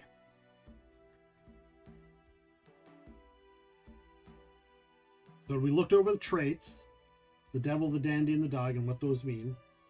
So we're gonna skip that because we already read that. We're gonna go to drives and temptations. Every dog has a drive, which is narratively tied to your role and your goal. Your drive is a unique desire or need that pushes you onward, giving you added strength and focus. Your drive informs the various ways you might fall into temptation. If your drive is hunger, you might be hungry for food, knowledge, or insight. Your drive might cause you to slip into a claw machine in an attempt to learn about all the stuffed animals if you have discovery. Or to chase after an ice cream truck that suddenly appears, hunger. Or become so overwhelmed with fear for a packmate that you might run right towards the sinkhole without thinking about the danger to yourself, if you have protection. See Using Your Drive on page 25 for additional suggestions. We can get to that. That's up to you. If you guys want me to go there, we can do that. With respect to game mechanics, your drive allows you to roll an additional dice. Your temptation die. That's this one. Your temptation die. Boop. You can roll your temptation die anytime during the call and response, as long as you can narratively justify it. When you roll the temptation die, you should use it for your action right away. You can't use it on later action or save it for your pack mates. If you're using the die that came with the game, you'll notice that it has 4 of these little heart squigglies. This guy right here. Boop. And 2 of whatever this is. Oh, it goes this way? If you guys have an idea what this little symbol is, I keep thinking, na Batman. You can also use a regular die 6 and just designate 4 numbers or symbols as hearts and 2 as the whatever the other one is.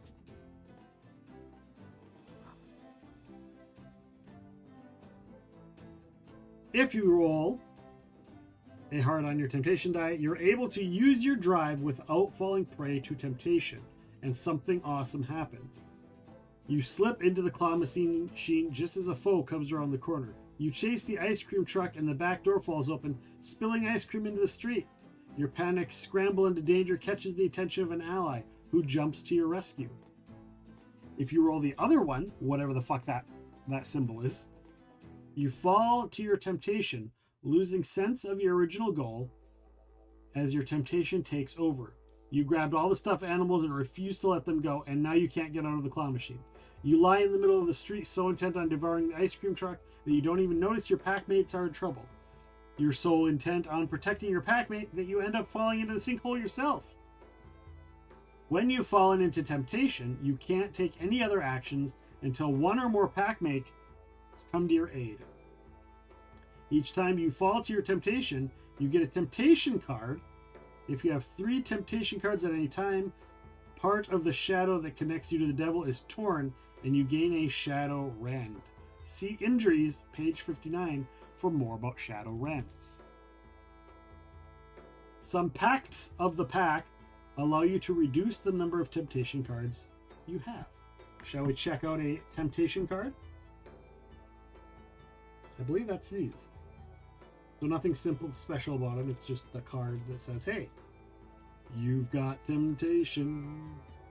Why is this in temptation? I don't know. I didn't know why. Oh, but these cards. Okay, so that's a temptation card, which means they're different from whatever these are.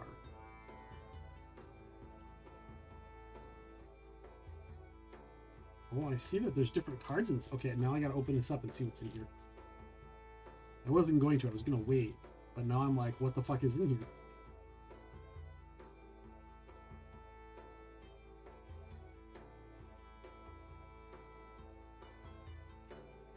All right.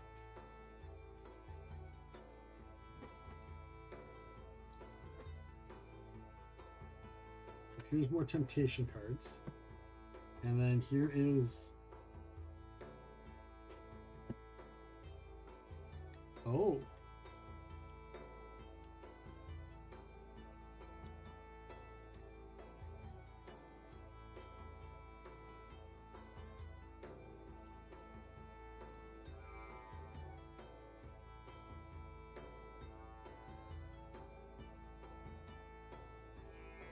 I don't know what these are.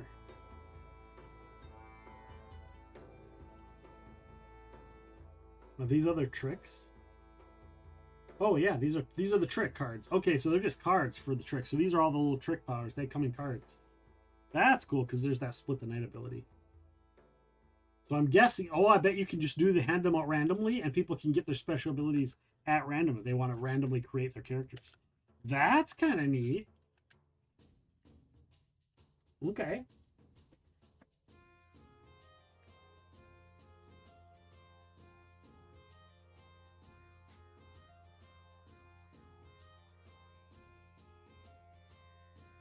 And then these cards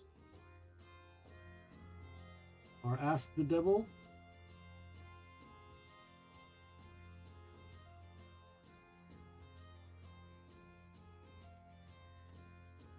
I don't know what these are. I'm sure we will find out. And then this one is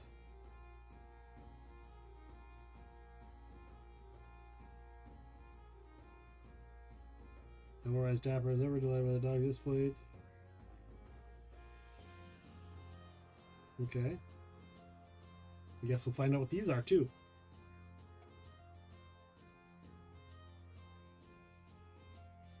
Fate shows up. So some cards that are fate. So devil cards and fate cards, I guess. I'm sure we'll get to whatever these are at some point here and figure the shite out. Figure the shite out. The fucking shite. All right. The only way to get rid of temptation is to yield to it. Oscar Wilde, The Picture of Dorian Gray. We've already talked about this. If you fail your temptation roll, losing your sense to your original gross temptation takes you. You've grabbed all the stuffed animals. Yes, we got all that. Each time you follow your temptation, you get a temptation card. Why is the rum always gone? Why is the rum always gone? Hello, Barlack. Thank you for joining us. We'll have some hydration.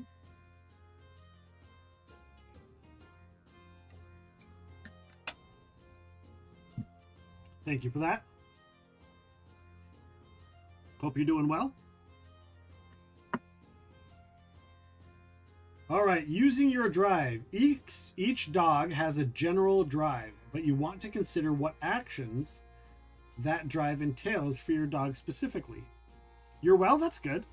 I'm glad you are well. We are reading through our role-playing game called The Devil's Dandy Dogs. If you have any questions, feel free to ask. If you want me to show you something, it comes with all kinds of stuff. You can see all of the things. Like, it comes with all kinds of cards and pieces and stuff. Any plans to make it to Renfest this year? We've been talking about it. We've been discussing it. I don't know if I'm going to end up making it to the state fair.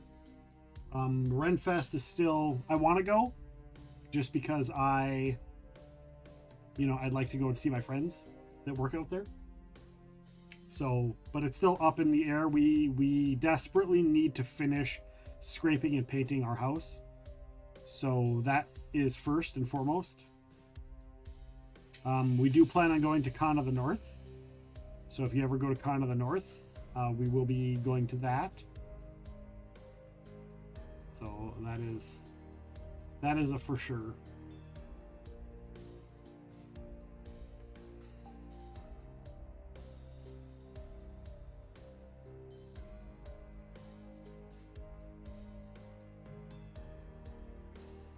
When is that? That's in February. It's usually like the week before, after. It's not it's near Valentine's Day, but there's the other holiday. Let me take a looky-see here.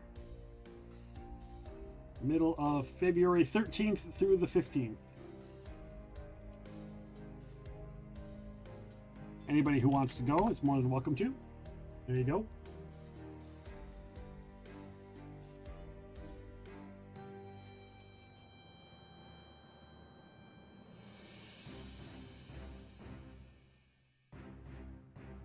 Yeah, there's usually like a 60% chance it's during Valentine's Day. But yeah, it's on the 13th through the 13th through the 15th.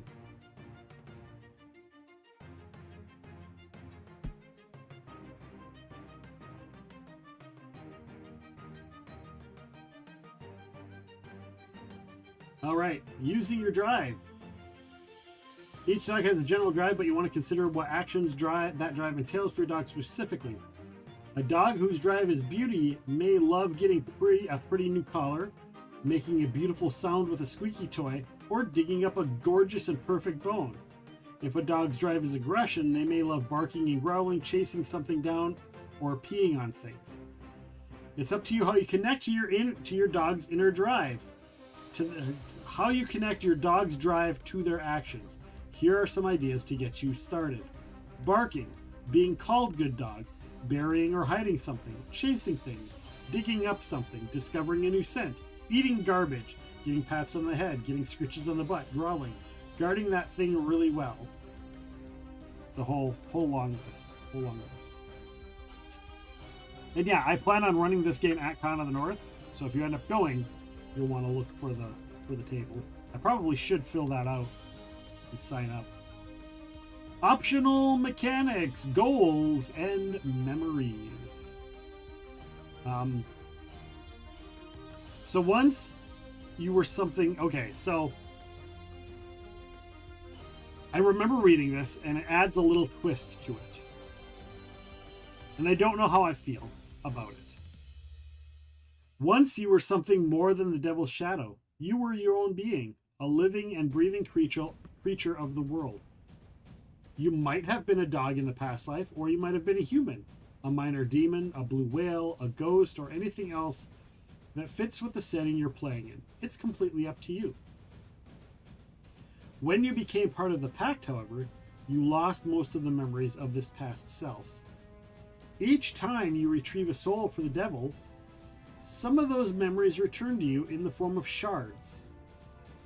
These memory shards can be used for several things, including achieving goals. Memory shards and goals are an optional mechanic designed for more long-term play. However, they can be adjusted per the suggestions for a one-shot. Goals. You have a goal, something you strive towards beyond bargaining for souls for the devil. Once you achieve one goal, you may choose to take a new one. Your goal will likely align in some way with your drive, your role, or both.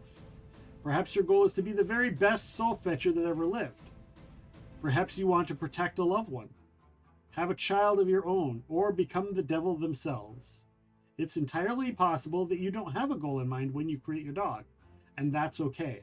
Some of the best goals have come about through gameplay and experience. You may keep your goal a secret, even from the devil. So there you go. Example goals. I'm only going to read a couple of these because they already gave some. You wish to die fully and truly so that you may be carried elsewhere by a psychopomp and discover what happens after.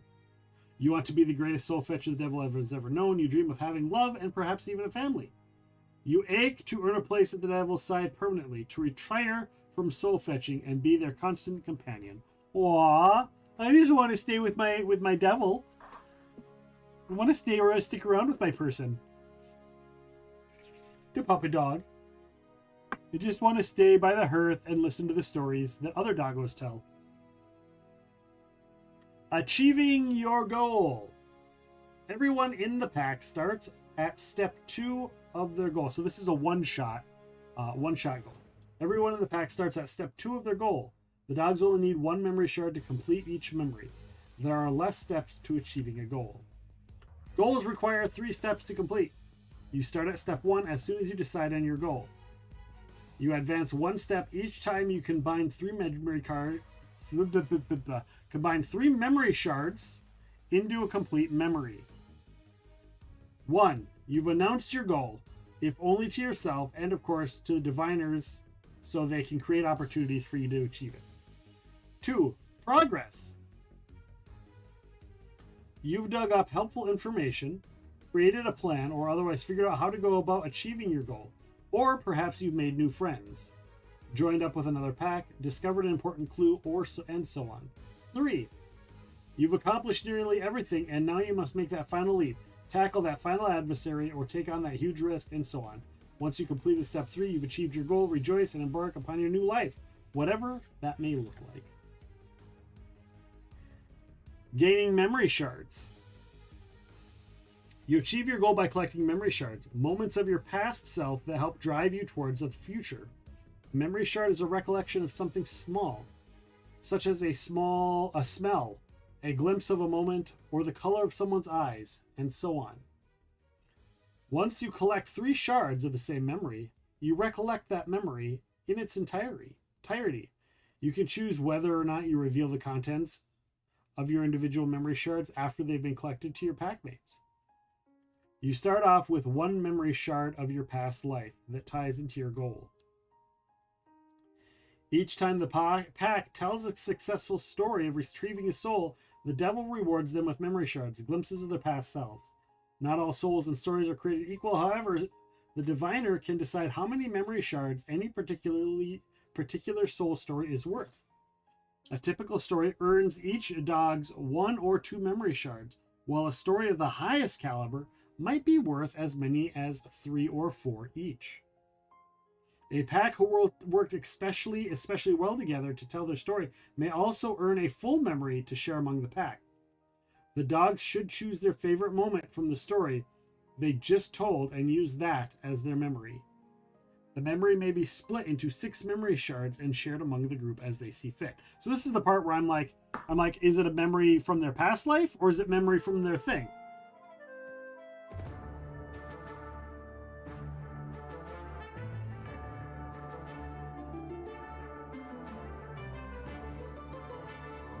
As it says, the dog should choose their favorite moment from the story they just told and use that as their memory. I'm like, but that's their dog memory, not their previous life memory, and that's where I get confused. A whole memory may be split into 6 memory shards and shared amongst the group as they see fit. So yeah, that's the thing that I'm kind of like, wait, what? Hello, sometimes Squirrel, welcome on in.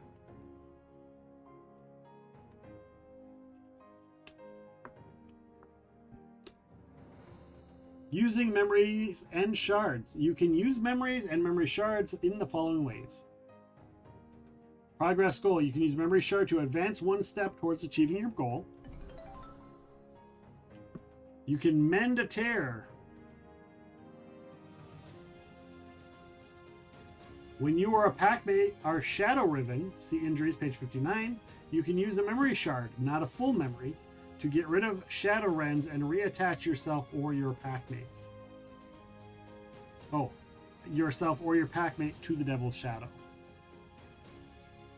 The Pact of the Pack. The pack can use a shard memory, either one they were awarded together, or built by combining memory shards to keep the pact of the pack they currently have. This means the pack is available from the start of each soul fetch and can be used once anytime during the fetch. The pack still gains a new pact during the Dark Night of the Soul. Once you've used your memory or memory shard, it is used up and you cannot use it again, although your dog does not forget their recollection.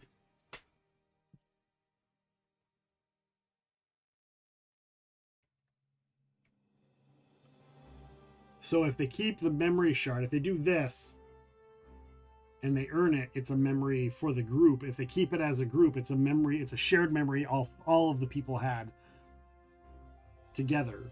And they just say that it could just be from that adventure. And then but if they use it and consume it to progress their goal, then they get that flash of memory. So that's the difference. That's my translation of it. How are you doing sometimes, Squirrel? How's your week been?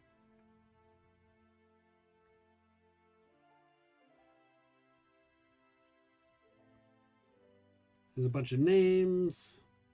The devil's mark. This indelible mark is where the devil touched you to seal the pact you made with them. It is typically a sigil upon the fur of your chest or forehead. but could also be heterochromia of unusual colors, a smoky color, or other unusual markings. It could be as simple or as complicated as you like, and is usually tied in some way to your role. The Devil's Playground. All right, before we get into the Devil's Playground, guys, I think I'm going to take a break. I'm going to get a drink, all of that kind of stuff, and then we'll get into this, because I think this starts to tell us how the story comes together. We're going to get into the play beats. We're going to get into sniffing butts. We're going to get into hearth and home. You get fun and games, deal with the devil, rolling the bones. So this is going to be like the actual, like, how the story kind of comes together. And it looks like there's going to be some reading for me to do. So we're going to take a quick break. And then we will get into more of the details of the game. Again, guys, if you want me to look something up, show you something at any point in time, just say so. Just say so. I will show you. I'll pull it up. If you have questions, feel free to ask. I will answer them as best I can, and we can get to that. With that being said, everybody, I'm going to step away. I'll be right back. Stick around through the break and any ads we might have. I will see you when we return.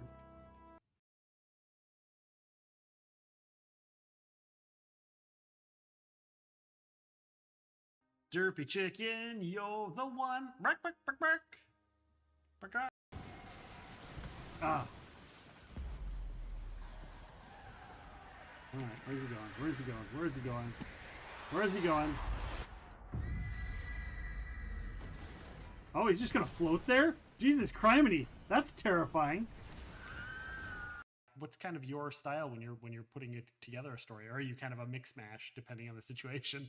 Yeah, I mean, I always say my process is chaos. Okay. That's a good thing. I'm writing that. I'm adding that to the list. Yeah, my process is chaos. It's different for every book. Different books have different needs. Like, for example, with the Anti-Darken books, because they were historical, I had to do a tremendous amount of research, and I did have to outline those because I was hitting certain historical events, and I needed to make sure that I had the timeline that I wanted, and that I was hitting the things that I needed to, but that also the story made sense and was a compelling story using those events. So those books took me a lot longer to write. They were maybe a 3 or 4 month draft, and then obviously a lot of time in revision. Then you have things like The Dark Sun Blues of Frankenstein, where I had the idea for a while. I had noodled around with things, and then once I actually figured out what the draft was, 7 days. You could try to be like Luke Daniels and you would fail horribly because nobody's better at being Luke Daniels than Luke Daniels. Have you listened to any of Luke's stuff? Yeah, he's a brilliant narrator. I want to let you know, and I don't know if you know this, we had him on the show. Oh, and we asked him who his inspirations were. Yeah. And he goes, Ray Porter. Come on. No joke. You can go back and listen to the episode. Ray Porter was one of his biggest inspirations in audiobook narration. That's wonderful. It's really gratifying to hear. He's a terrific narrator. He really is. Yeah. I remember the first time I heard him, I was like, damn, I better up my game. A new yet not so new spin on how a soul works. Gives me an idea, if you relate it to quantum physics. To me, it makes the most sense out of what an afterlife could possibly be, mixing the scientific with the metaphysical. Okay. Bull! What the fuck? Oh my Goodness, god! representative as fuck.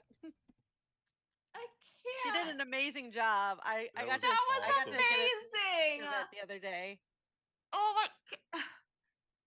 Kitty Catnix. The fuck is wrong with you? Why are you so amazing? For last time, is he your friend now, or does he hate your guts, right? Or do you owe him?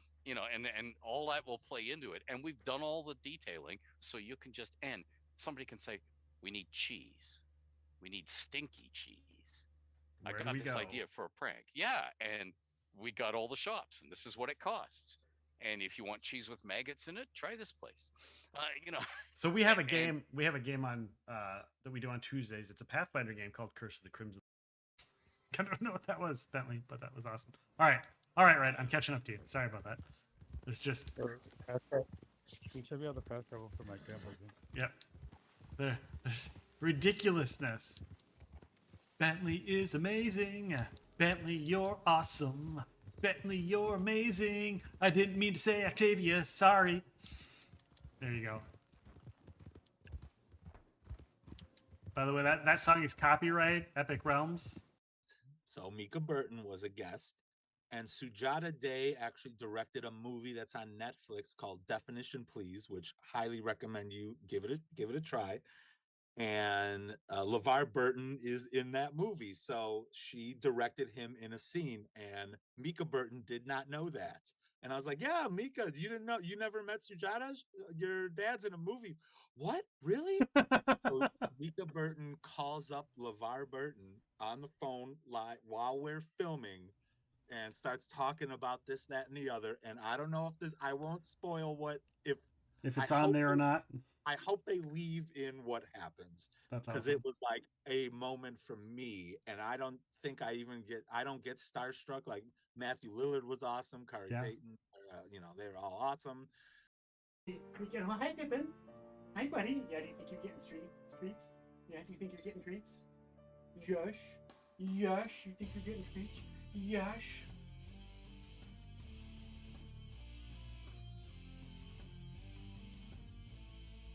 Yeah. Sit. Sit. Good boy. Other paw. Good boy. Right. Ready to catch? Catch.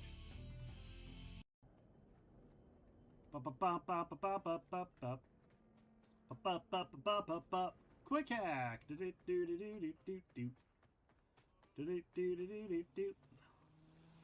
It's quick hack. Epic, he's coming for you. Here, I'll see if he'll lure me and you guys can shoot him. That worked really well last time.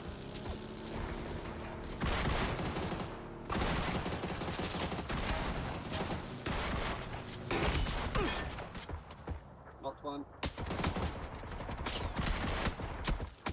Get him, Knocked get two. him, get him. Nice. Nice.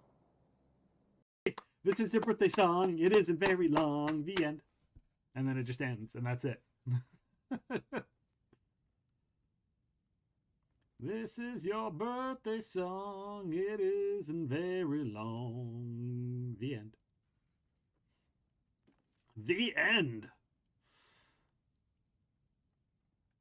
But yeah, speaking of birthdays, guys, I have a birthday. Let's talk about the Tales of Pell. You worked with Delilah S. Dawson on this series, and it's kind of like a humor throwback, make fun of, all of the tropes that exist in, fantasy books. How did that come to be, and how did you guys get to know each other? Well, we started out getting to know each other through an anthology. Sometimes these anthologies get thrown together around a theme, and then you get to maybe meet or interact with some of the other people who are contributing. There was an anthology called Carney. This series, and it's kind of like a humor throwback, make fun of, all of the tropes.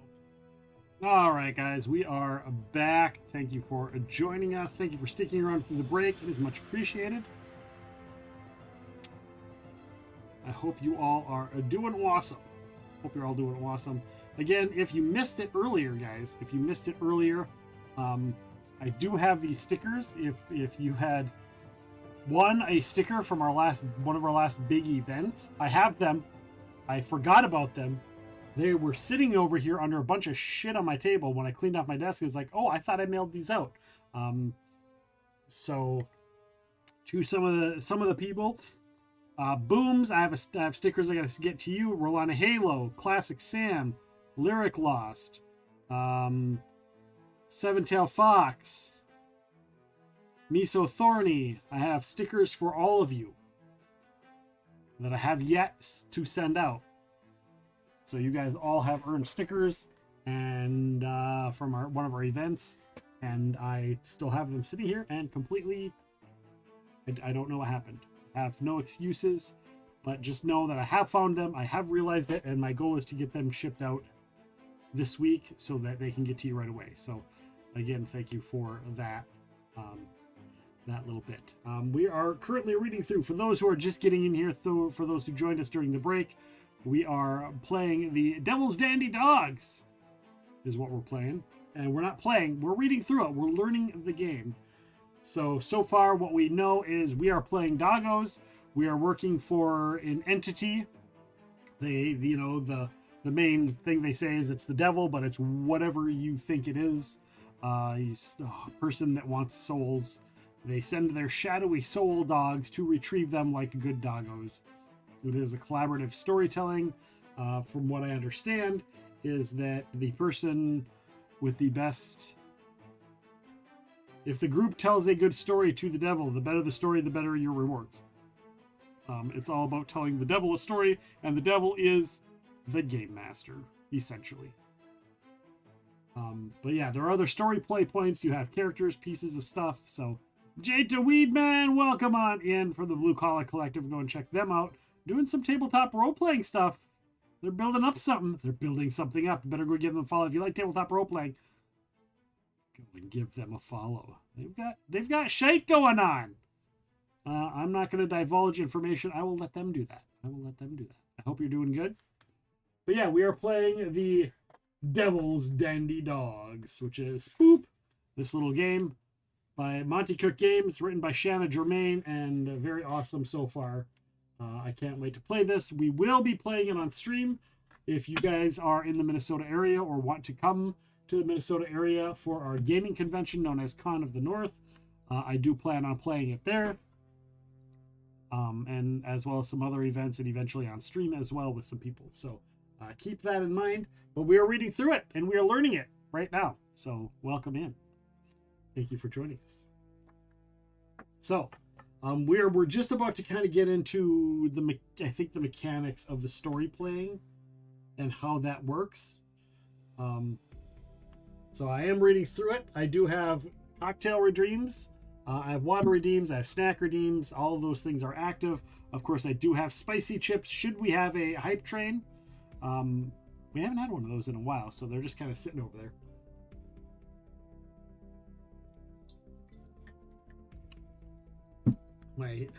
My sensitive tongue is getting less and less prepared for whenever that should happen. All right. Of course, as I mentioned, for those of you that weren't here earlier, if I run across something, if you have a question about the game, if you think we might have run over something, you want me to go back, you want me to share some of the pieces, because there are all kinds of pieces. There are dice, there are cards, there are sheets, character sheets, play mats. If you want to look at a character sheet, if you want information on a certain ability or capability or whatever, if you want details information, let me know. I will go back. We will review it, because learning the game isn't just reading it through once. Of course, if it says, hey, this is described on this page and you want to see that page and I don't go to that page, let me know and I will go to that page for you. I will do it. I will do it. All right, the Devil's Dandy Dogs is a collaborative storytelling experience. We got that. Facilitated by some simple rules, the diviner helps guide this experience by setting up the opening scenario, voicing characters in the world, and moving the action forward when necessary, and generally being a resource as outlined in the diviner deals cards on page 70. So again, if we want to read that, let me know and we will go to page 70 and I will read it right now. Otherwise, I will probably wait. But if you want to read it now, if you're the kind of person who want to read it now, we could totally go do that. You just let me know. The premise is that the devil has made a deal with an entity, human or otherwise, for their soul. Let me get another Ricola. Another Ricola for my voice that is, not used to all of this chitter chattering. I've been talking nonstop for about 2 hours now. Oh no, I smacked the controller into my garbage can.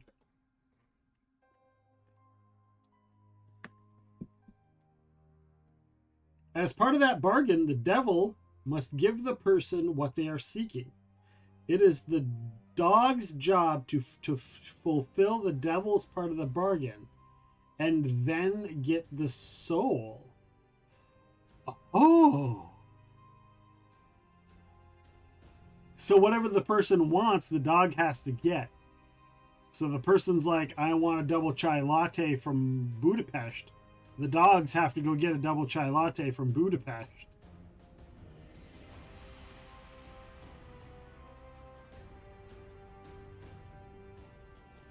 The game starts after the pact has retrieved the soul for the devil. Now you've returned home to relay the story of your success. All right? And yes, you always succeed in fulfilling the bargain and fetching the soul. That's never in question, and it's not the important part. The important part is how you succeed. That is the story the devil wants to hear.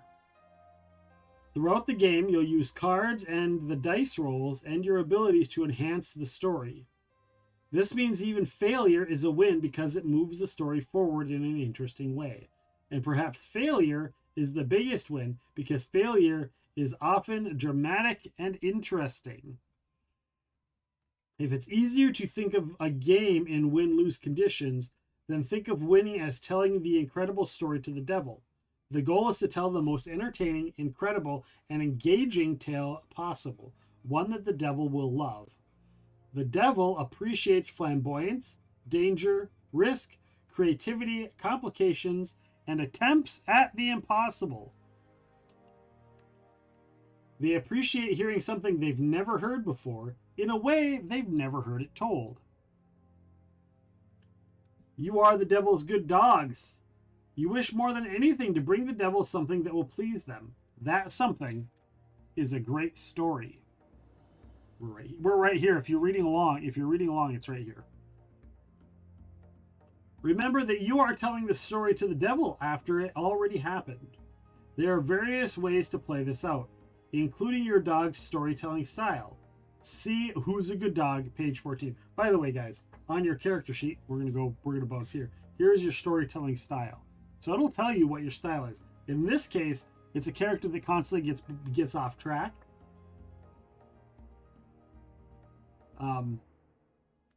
So that's kind of their storytelling style. Let's grab this other one. The Dreamed. What is their storytelling style? We'll read it real quick. The Dreamed. Your version of the story doesn't always jive with the rest of the packs. You're not lying exactly. You've just got your own unique way of seeing the world. Saying things like, and then I saw the flock of ghost ravens in the mural spelling out the word north. So I started heading that way. Though the wind kept telling me it was the wrong way. So little embellishments onto the story.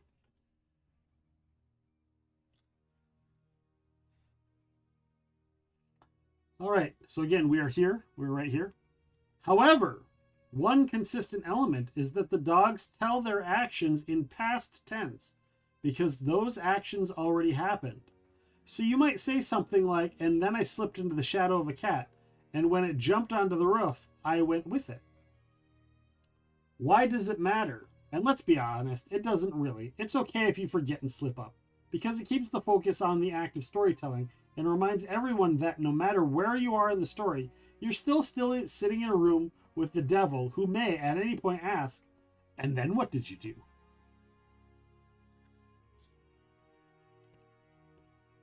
Playbeats. The Devil's Dandy Dogs has 4 distinct playbeats. Not over enough. Here we go. Hearth and Home frames the beginning and the end of the story with the dogs gathered around the devil at their home.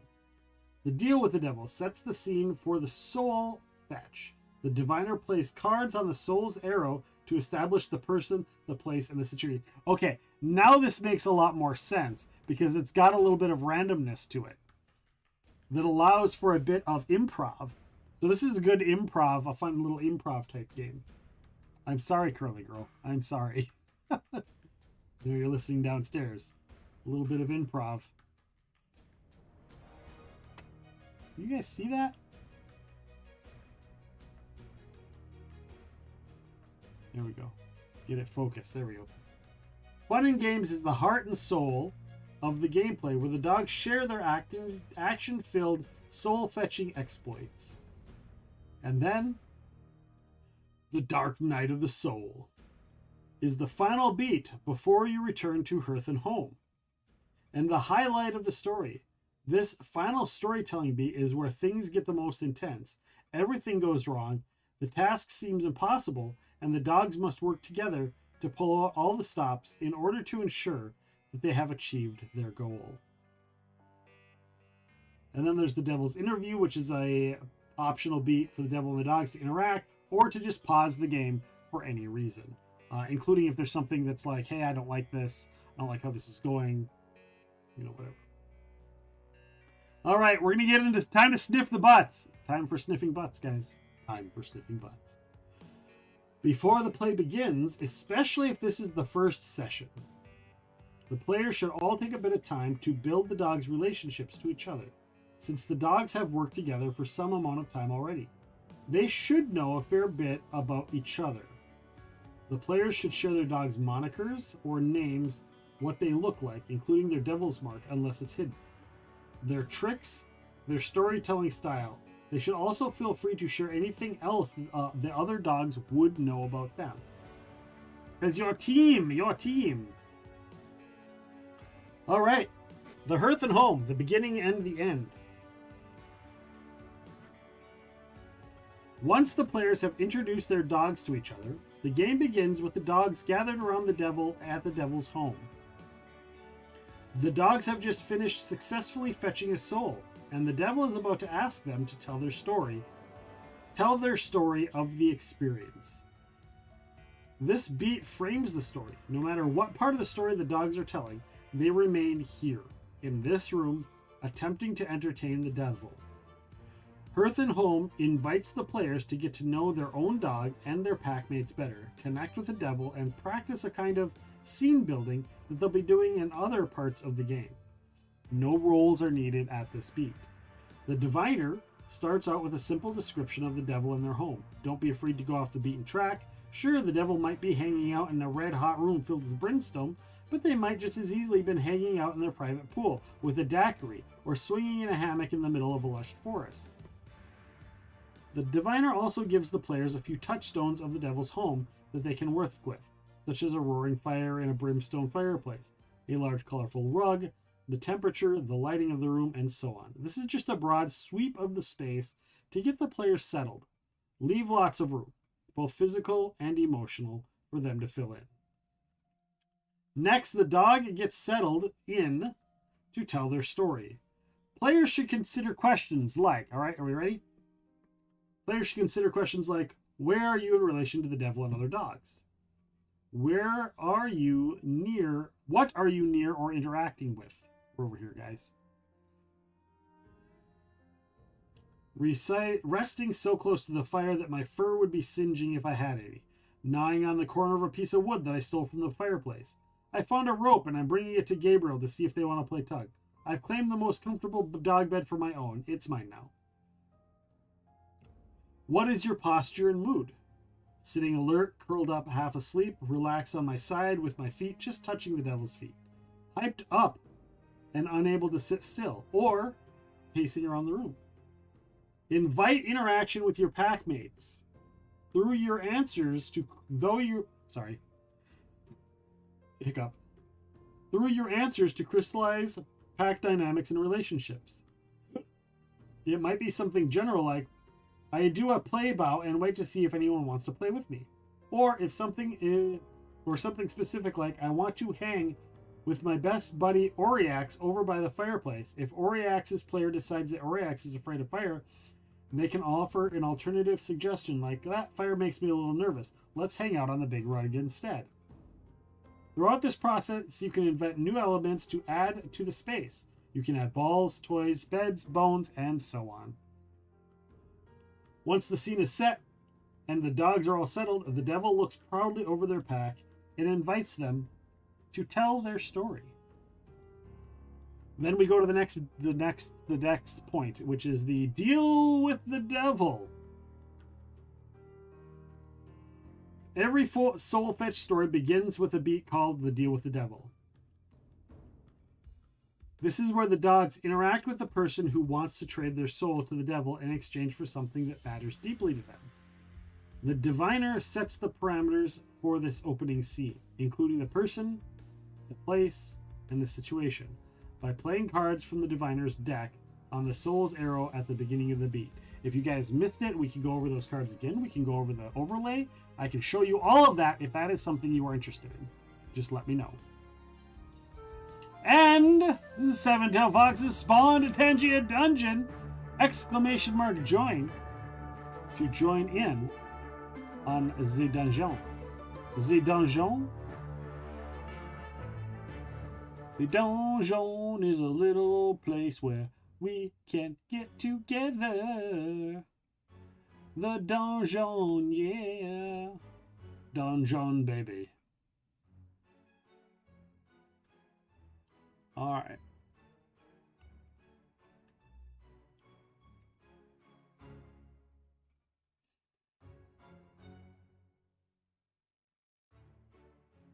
The diviner sets the parameters. Okay, we read that. Okay, we're up over here, I believe.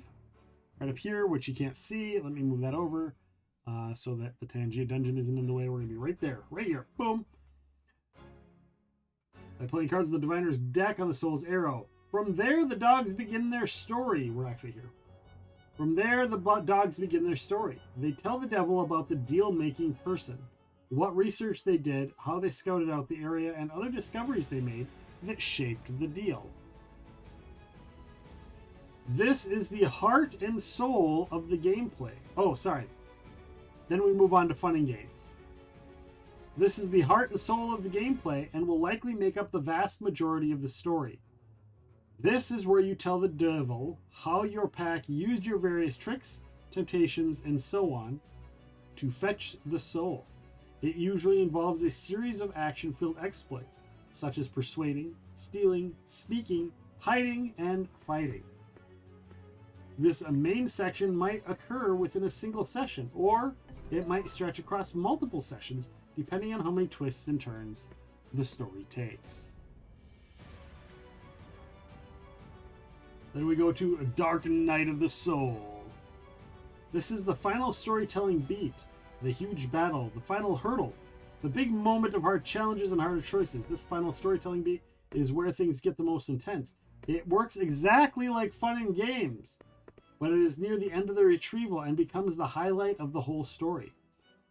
This really has to be where everything falls apart. The task seems absolutely impossible, and the dogs must pull out all the stops to work together and ensure that they achieve their goal.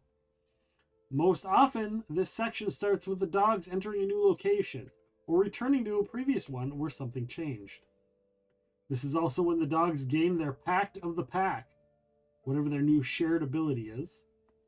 The diviner presents the pack with 3 Pack of the Pack cards. Oh, that's what these are.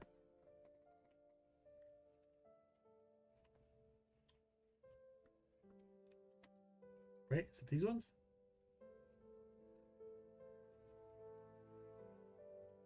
Nope, those are abilities. Where's the Pack of the Pack cards? Here we go.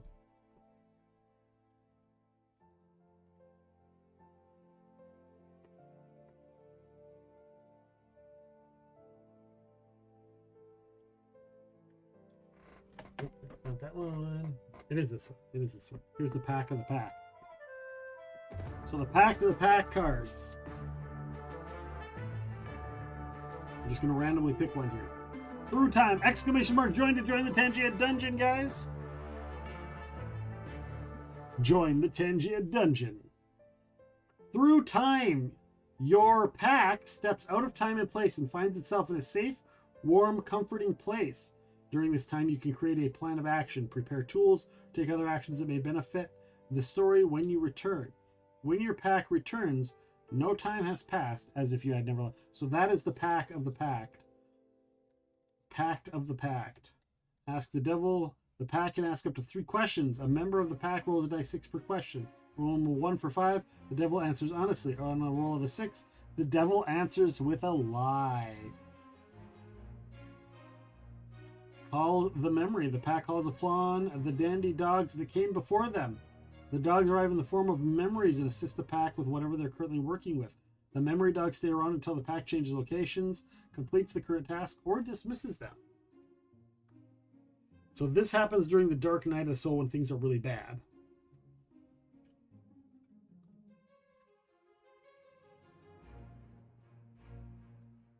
Diviner presents the pack with a 3-pack, the pack cards, and the players choose the one you all like the best as your pack. Perhaps the powerful entity has stolen the soul right out from under the dog's nose and is about to get away, or maybe the soul's original owner has been kidnapped and the dogs must find and rescue them. Or maybe there's a huge earthquake caused by something that happened earlier in the game, and now the dogs must traverse a world in the process of being destroyed. This beat ends when the dogs return to the original deal maker and successfully retrieve their soul. The Devil's Interval. This is the little pause ability to pause the game. The Devil's Interval is an optional beat that serves as a pause in the story. Any moment the GM uses it to add a brief moment of levity or present action. Maybe just a sentence or two in the present. Or it might be a longer pause in which you break character. Basically, it's a chance to bring the dogs back to the Devil's feet, reminding them that they are telling a story. They may decide to shift positions, chat about a remember when, interact with the other devil, interact with each other or the devil, or do something else. As for the devil, they might respond to the story as it's being told, interject with questions or comments, or often a prompt if the dogs seem stuck. A Devil's Interval is also a built-in opportunity to stop or pause the game if someone needs a break, or is feeling uncomfortable, or someone would like to call a timeout for any reason. Alright, and then back to Hearth and Home. The game ends with a return to the framing story, where the dogs finish telling their story to the devil. The devil expresses delight after hearing the dog's story, maybe even taking a moment to tell the pack their favorite part, and invite the dogs to do the same. The devil should always reward the dogs with memory shards, both for the story and for the soul. And let's be honest, mostly for the story. If the pack worked especially well together, the devil might reward them with extra memory that they can share. The dogs may also share any memories they've collected with each other, as well as advancement on their goal. In an ongoing game, this is also an opportunity for the devil to tell the dogs all about their next soul fetch. All right, this is about as far as I have been in reading this booklet. So anything from here on out, I don't believe I've read at all. I'm going to turn my light up just a little bit more.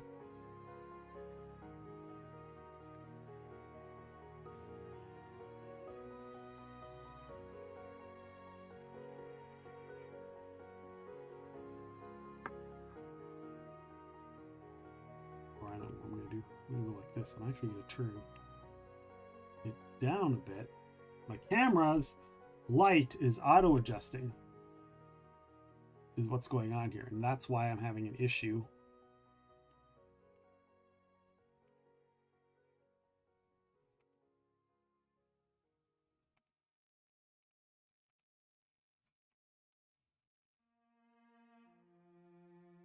So now I can turn this bad boy up, and that should be a little bit better for the camera to catch. All right, Rolling the Bones. The Devil's Dandy Dogs is a game where, for the most part, the players say what their dogs did without rolling dice. But during fun and games and Dark Night of Soul, there are moments where things have the potential to get very interesting. These are key moments, moments where something could go very wrong or very right in an interesting and unexpected way. Bigger, badder, weirder, and more wondrous.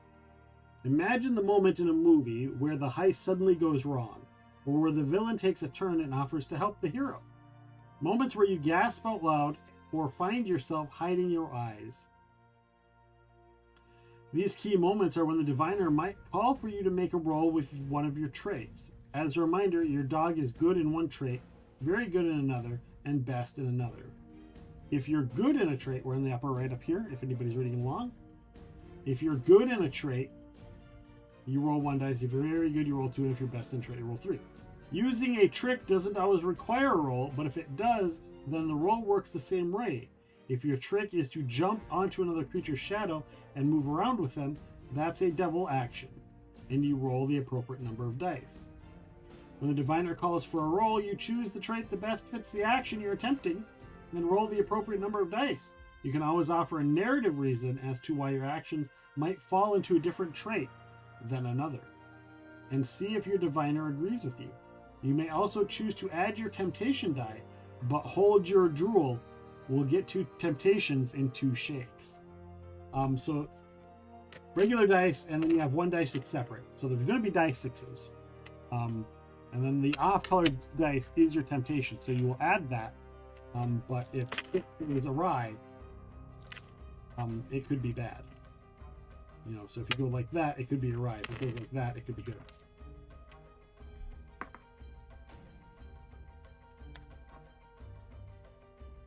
All right. Let's say you ran over and bit someone who is threatening you and your packmates. Because fighting is a dog trait, you make a dog roll. If dog is your best trait, then you roll 3 dice 6. If it's your very good trait, it's 2 dice 6. If it's a good trait, it's 1 dice 6. We get that. I'll probably be skipping that or reading it way faster. If you choose a 1 dice 6, then you take that as a result. If you roll 2 dice 6 or more, you get to choose which dice you use first. Any remaining dice may also come into play during your action as you, the pack, and the diviner narrate the sequence of events that follows. This sequence of events is called the call and response. For a call and response, keep using the same set of rolls even if the response might suggest using a different trait than you used to start the interactions. We're just going to go like this. We're going to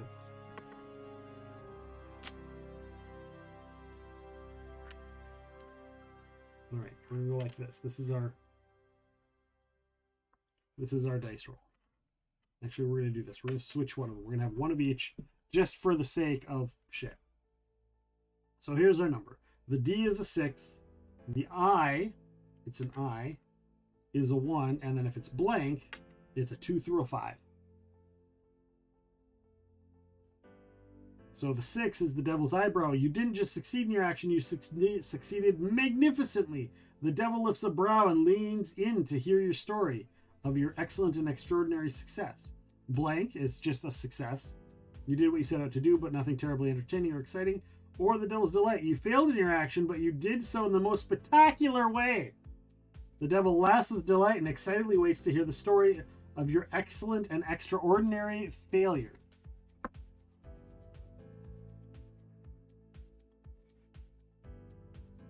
Temptations. So I guess from what I'm understanding, like you like I choose to jump the ravine, right? And then so you like, okay, well I did really awesome, so I jumped it, you know, spectacularly. Woo! And they land, but then it's like, well, you jumped it and it's amazing. But maybe somebody says, hey, but there was it was muddy on the other side. And you got stuck. And then they're like, well, you know, I would have landed in a way where I didn't get. Okay, use your other die to. Which other die do you use to land successfully? And then you be like that. And it's like, okay, you land successfully. And then it's like, okay, but how do you not slip and fall? Well, I slip and fall because that's what you're left with, or whatever. So I think that's what they mean by a call and response. Something happens and something else can happen because of the way the outcome of that came. Now my question is the dogs are telling the story. So I'm guessing the dogs are the one that can put those complications in there. Vexus!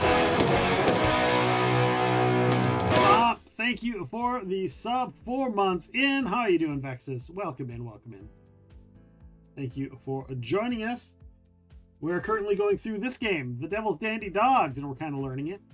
If you have questions, if you're interested about it, please let me know. We'll answer any questions. We will backtrack if need be.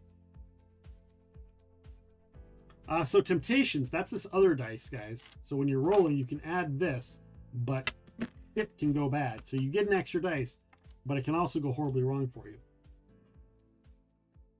Every dog has a drive. Let's go back to our character, the Dimmed. What is his drive? His drive is discovery. That is this particular character's drive, is discovery. So he always wants to learn new things, understand new things, see and do things that are new. discover things. And their example earlier in the Fate of Temptations, in the form of Temptations, was a claw machine with a bunch of toys you've never seen before. So you want to see those toys. Every dog has a drive, a unique need or desire that can help you, but can also get you into trouble if you're not careful. For details on temptations and drives, see Drives and Temptations on page 23. If you want me to go there, just let me know. Your drive lets you roll an extra dice, your temptation dice. This dice should look different from your regular dice. You can roll your temptation die anytime during the call and response, as long as you can connect your action to your drive. You always use the temptation die for your action right away. You can't use it on a later action or save it for your pack mates. So that is so if you roll, no matter what you do, this is your first one. So if it's good or if it's bad, that's what it is. So that would be a 3 through a 6. So you use your drive successfully and something awesome happens. If it's that, you don't. And your drive overtakes you and bad shit happens. So there are two things. So you're rolling these because there's these results and then there's these results. So your temptation dice is a little bit different. Okay. Call and response. Here we go. The response tells you what happens during or after your action, often as a result of it. Why? Stop being blurry, camera.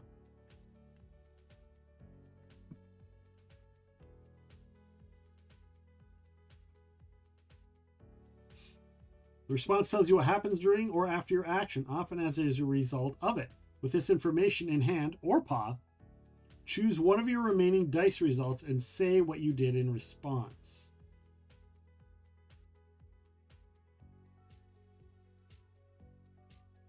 The back and forth continues with the player choosing one of their remaining dice result each time until it feels like the action has naturally come to a close, or until the player chooses to pass the ball to another player via their dog's actions. Sometimes it might be one call and response, other times it might mean multiple. Note that the number of dice you roll doesn't determine the number of responses the diviner gives. That's driven by the diviner's sense of story. If you run out of dice, but the diviner determines that the call and response isn't finished on a story level, you do one of the following. You narrate your failure, you roll your temptation dice, or you ask a pack mate to help. See Throw Me a Bone, page 54, which again, we can go to if need be. If you roll one dice and there are 2 or more rounds of call and response, and then you're out of dice and you choose one of your 3 options. If you roll 3 dice and there are 2 rounds, then you have 1 dice in reserve. Oh, and you can offer it to the pack mate on their action. See Throw Me a Bone. If you roll 2 dice and the diviner gives 2 responses, then you use both of your dice and you have none in reserve. Okay. Ah, shit. So I just smacked my heel on my desk chair in a way that wasn't comfortable. So, in our story of jumping over the ravine, it's you're chasing a bird and the bird flies over the ravine and you're like, okay, well, I roll, and you know you're gonna have 3 successes, but they're not fantastic. Like, well, you can choose to try and catch the bird before it flies over. It's like, okay, you succeed, you catch the bird as it flies over, but you're in the air because you jumped, so you still need to land without landing in the ravine. Okay, well, I land without landing in the ravine. Okay, you land, you don't land in the ravine, it's all muddy there, you have to do something. Boom. Or, okay, you land successfully, congratulations, you're done, you can save that thing. So that's, I think, kind of what it is, kind of how it works. We'll find, and we might find out more later. All right. The call and response doesn't have to be between a single player and the diviner. If 2 or more dogs are working together, the storytelling can be more round-robin style, and call and response might alternate between the various dogs. For example, I love for example. That's what I kind of wanted to see. I wanted to see them play it out. Let's say all the dogs are working together to fight a vampiric entity. Since this is a fighting action, everyone rolls a number of dice appropriate for the dog trait. Since all the dogs are attacking, the diviner can choose any dog to give the response to, then initiate a call and response with that dog. Or the diviner can leave it open to see who wants to jump in. Angelina's dog trait is best, so she gets to roll 3 dice for her attack. She gets a 3, a 1, and a 5. All right, let's check that out. A 3.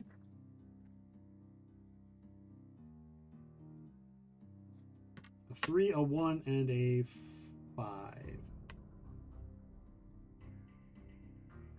She uses her 3 first, which means she succeeds on her attack. But the fight's not over yet, so the diviner might say something. Angelina got away unscathed. The vampire, pained by the bites, releases a terrible sound of anguish and lunges at Sheila.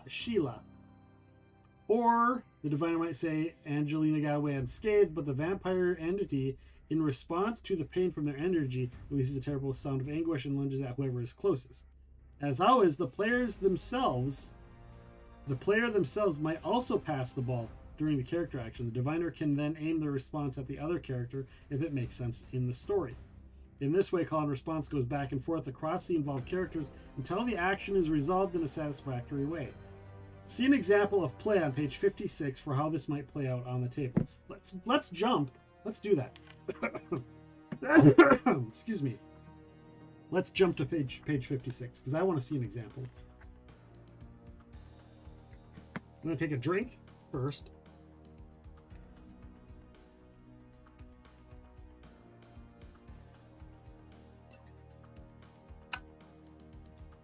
And then we'll read an example.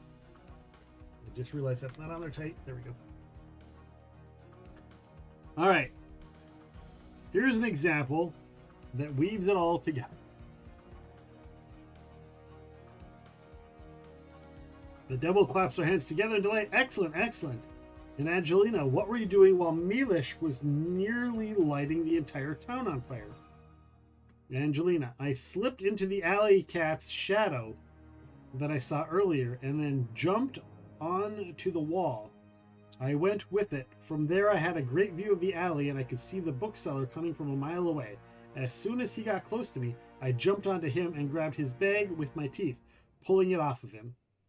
I'm going to ask you to roll for the act of pulling the bag away from him. That's a very dog-like action, so you'll use your dog trait. Great. Dog's my best trait, so I get to roll 3 dice. I roll a 1, a 3, and a 6. So that is going to be 1 of each, right? For those watching, be a 1, a 3, and a 6.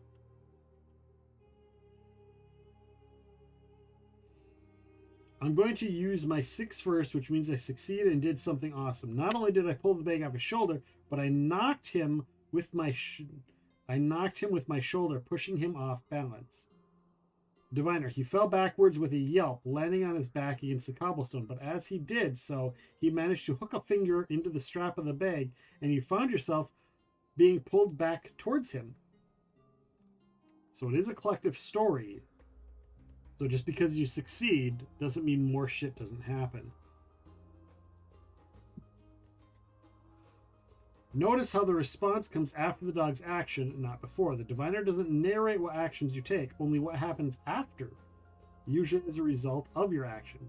A response always includes a new item that the dog must deal with.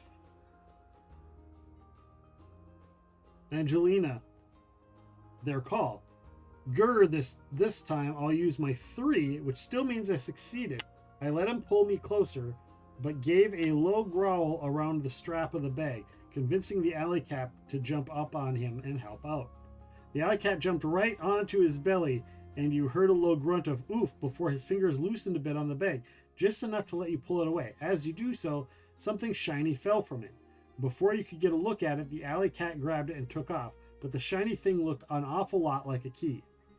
No, I bet that was the key we've been looking for, and all I have left is a 1, so I failed. Okay. You get to narrate your failure. Make it spectacular. Oh wait, I'm going to roll my temptation die.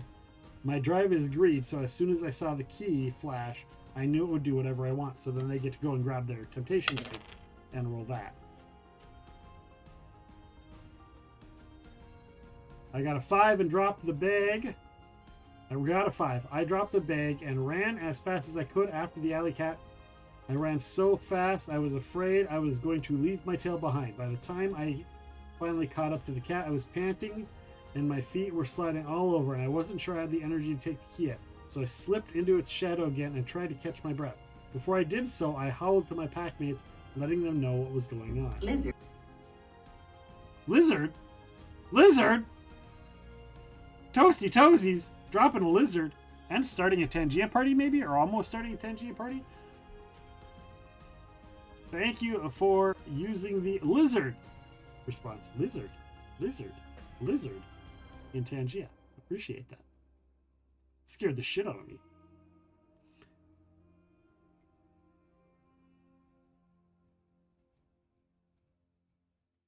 And then he said, did any of you hear Angelina's howls? What did you do? Okay. Okay. So that's kind of a example of the call and response. Exclamation mark join to join the Tangia dungeon. Looks like we're going into a Rick and Morty portal, guys. Rick and Morty portal. Toasty Toesy spawning a Tangia dungeon. Get in on that dungeon. I always knew you were afraid of lizards. Just the big ones. Just the big ones. Oh.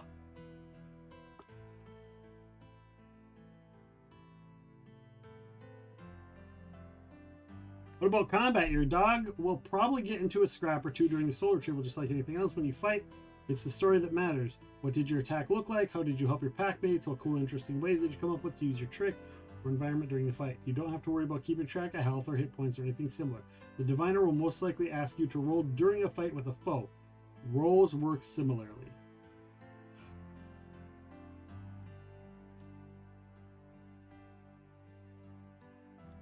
Okay. In that case, boy, have I got a lizard for you. I mean, do you? Do you? If you have one or more rolled dice left over after your action, you can hold them in reserve to offer up to a packmate on their action. Keep any rolled but unused dice right on the table so everyone knows what you have available. If it's your action and you're out of dice, you can ask one of your packmates to throw you a bone. If any of your packmates has unused dice results, you can use that result as part of your turn. You can use as many of your packmates' results during call and response as they are willing to give you. Getting throw a bone must be tied into the story via a concrete action. The dog who's throwing you a bone barks out a gentle encouragement, creates a small distraction, or does some other thing that might help you on your action. When you reach a new key moment and the diviner calls for a new roll, all unused results go away. This is true even if you have unused results left on your dice from your previous actions. Thank you for the lurk, Toasty. Go take that nap. Go take that nap of yours. Go and get your nappy time in. Do's it.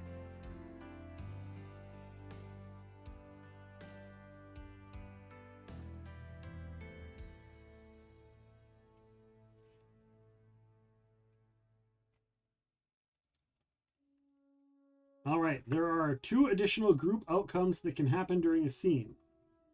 The first is Fate's Folly. This is when 3 ones are used by the players during a single scene on any combination of regular and temptation dice. The group's actions have drawn the eyes of fate, and the diviner plays a card on the Fate's Folly's pace on the soul's arrow to see what happens. Note that this is when the dice are used on 3 actions, not when they're rolled. Your long nap, your long nappy. It's bedtime already.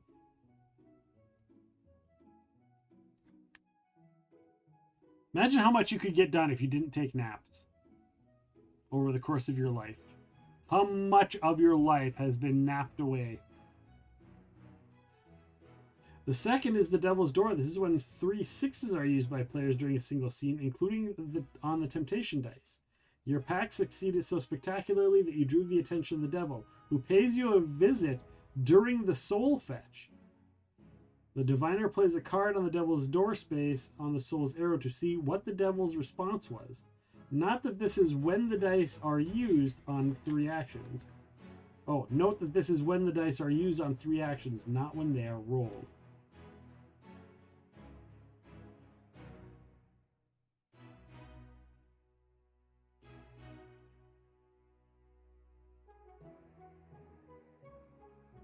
So fate shows up if you fail. The devil shows up if you succeed.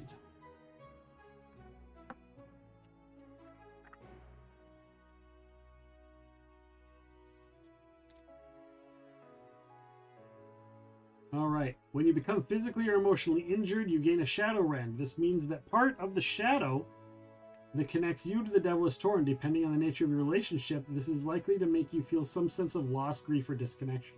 If you have 3 shadow rends, you have been shadow riven. If you're a shadow riven, you lose your connection with the devil. You handle the emotional impact of losing your connection with the devil as your dog would. This has the following consequences. You are no longer at your best. You roll less dice for your traits. So your best trait, you only roll 2 dice instead of 3. Your very good trait, you roll 1 dice instead of 2. For your good trait, you still only roll 1 dice. You are also more likely to fall to temptation. You can still add your temptation dice, in fact. You might be more likely to be extra driven during this time. But of course, that has the potential consequences. See Drives and Temptations, page 23. Does the dog die? The devil's dandy dogs never die. However, there may come a time when they move on to something else. Perhaps they achieve a goal that takes them elsewhere. Maybe the devil decides their time has come to move on. This is a decision that is always made with the player's consent. A dog never moves on unless the player agrees that they should. This might occur if a player is leaving the game, is ready to play another dog, or believes this is the best choice for the story. Hey, Epic, if every other mission I says failed, does that mean I beat the game? I don't think so. If every other mission I says failed?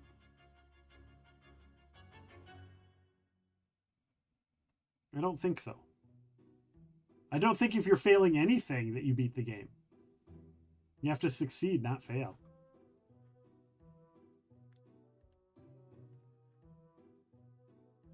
I'm assuming you're talking about Cyberpunk. I'm assuming you're changing subjects back to Cyberpunk, a previous conversation. Tips for players narrative in a narrative game. Because I have 50 missions failed and 1 mission on my task list on Cyberpunk.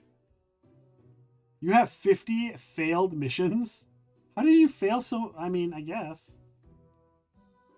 But there's way more than 50 missions in that game.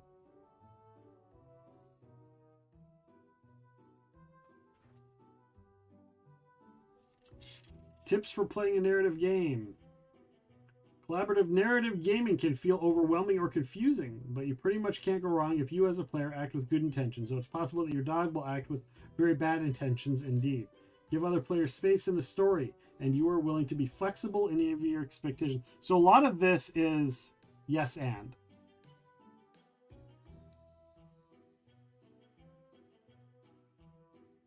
I haven't even attempted any other missions. They just immediately put them as failed.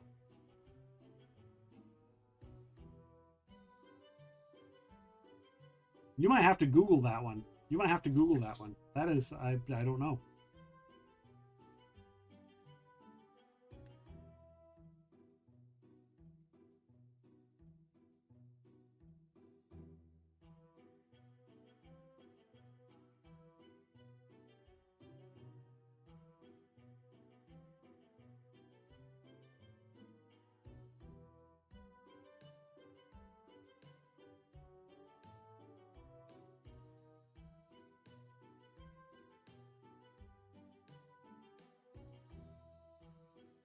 All right. Once the players know, I'm going to be down here. I'm skipping ahead down here. Once the players know enough about the initial situation to move forward, the rest of the world can be built further as the characters ask questions and take actions. In this and the following scenes, I want to get on the roof. Is there a way to do that from here? There are so many shelves in here. I have no idea where to start looking for the book we need. Do I see any signs of a card catalog or anything like that? Because right now I'm with a ton of nomads raiding a base. Well, maybe you should finish raiding the base first. That's probably why it, you can't do. Oh, I bet I know. So there are some quests and events that are time-based, and if you choose other stories or choose to move along in a story, you can't go back because it's too late. So if in, say, scene 1, where you're doing something with your best bro, like, you can't go back and do stuff with him anymore because he's dead. So those missions with him have failed. So that's why some of your missions say failed and you can't do them, is because they are no longer available because time had passed.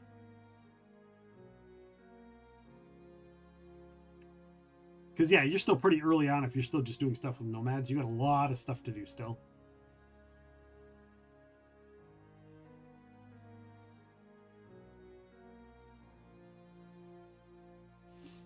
One of the advantages of being a magical dog is that you've likely got a great sense of hearing, smell, sight, and touch. Use these often to set the scene, discover opportunities, and build the world as you're building the story.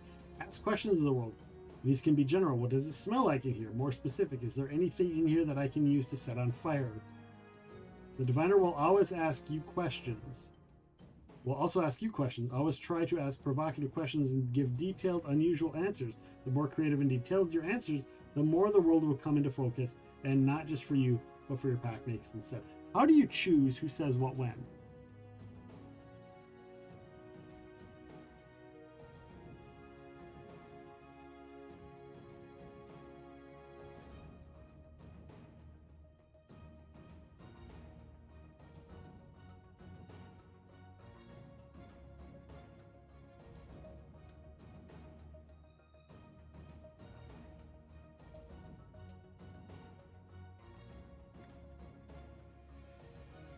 Throw the ball. You are a part of a pack, so the story isn't just about you working alone. It's about how you work together to achieve your shared goals of getting a soul and selling the story. Engage with your pack mates by asking what they see, hear, smell, are curious about. Think you should do next, and so on. Additionally, you can always ask another dog for help with the task you're about to take on. Throwing the ball in this way is symbolic rather than literal. There's no actual game piece that you toss around to another player when it's their turn, because there aren't really turns, but it can help you visualize the concept.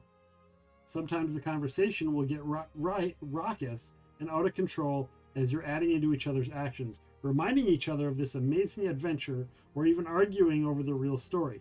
This is fine as long as it's in good spirits and creates a space for everyone to be involved in. But if this drags on to the point where people are overwhelmed or bored, either the diviner or one of the players might step in to get things moving forwardly again. Catch the ball. If another player or the diviner offers up an idea, action, or suggestion, say yes as often as you can. Again, they're doing yes and. So this is a game of yes and. This is a little bit of an improv game. Saying a straight up no can kill the forward momentum of a story and take some of the joy out of the game. Instead of rejecting the idea, build on it or twist it around to make it work for you. Something even cooler, better, and more interesting. This can be done via a common improv tactic where you say yes and or no but to another people's ideas and suggestions. Note that this idea doesn't count for things that you, as the player, are uncomfortable with. Your dog might be uncomfortable with the pack's choices, decisions, and actions, and that can be part of your character's experience. But if something makes you, the player, uncomfortable, you can always just say no. Embrace the uncertainty. Some people are natural storytellers and role players. Others might be shyer or less experienced. It's totally fine if you're not sure what your dog should do. Use it as an opportunity to explore options with other players. If you need help or time, you can also ask for a break via the Devil's Interval. Your other pack mates and the diviner can offer prompts and wait until you hear what Aurelis did then. And I can't remember, was that when you ran up to the wall or when you jumped off the roof? This lets Aurelis' player choose one of the things and go a different way inspired by the question. No, that was when I hid under the stairway and then that mouse bit my tail. Of course, you can never want to tell another dog what they did. Always give them options or suggestions and let them decide for themselves.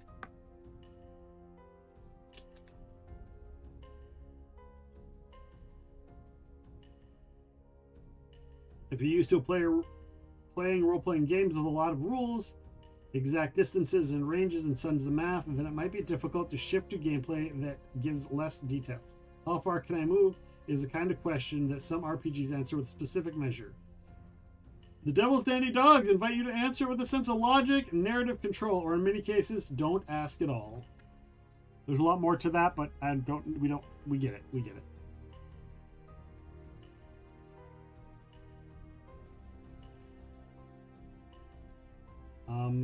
This is all about rolling the dice and taking risks. We've already kind of done that. Don't be afraid to have your dog make horrible decisions, take big risks, and boldly move the story forward. This is true even if you're playing a dog who's timid and scared. Even scared dogs can be brave in the face of danger, or they can try desperately to run for cover, creating a huge amount of chaos on the way. Or maybe in their caution, they notice an important omen that nobody else sees. The Devil's Dandy Dogs rewards creativity in your dog's attempts to accomplish something spectacular. Will tell the best story. If you want to use their ability to become fire and hang from the ceiling, pretend to be a chandelier, and go unnoticed, go for it. Do what your dog would do, even if it's impulsive, counterintuitive, dangerous, risky. The devil will thank you. All right, we're going to move on to the diviner deals the cards. Hello, diviner. If you're not the diviner, then you probably shouldn't be reading this section. But free will and all of that. Guess what, guys? You are all going to be the diviner and read this along with me. Here's where you will learn to run this game. Impersonate the devil, we won't tell, and fall in love with some very good dogs. Good dogs! You should read through the rest of the book before you tackle this section to familiarize yourself with the premise, basic rules, various dogs who might visit your table. Your role.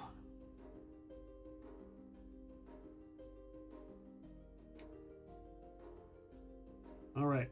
As a diviner, your task is to present the details of the soul fetch to the players and assist them in the process of telling the story.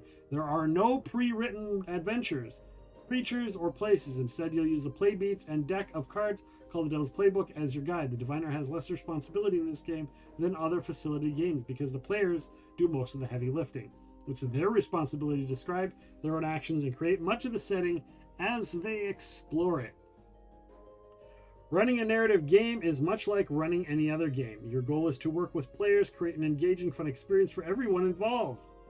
In the Devil's Dandy Dogs, you'll also invite players to co-create the setting, the story, and even some of the characters with you.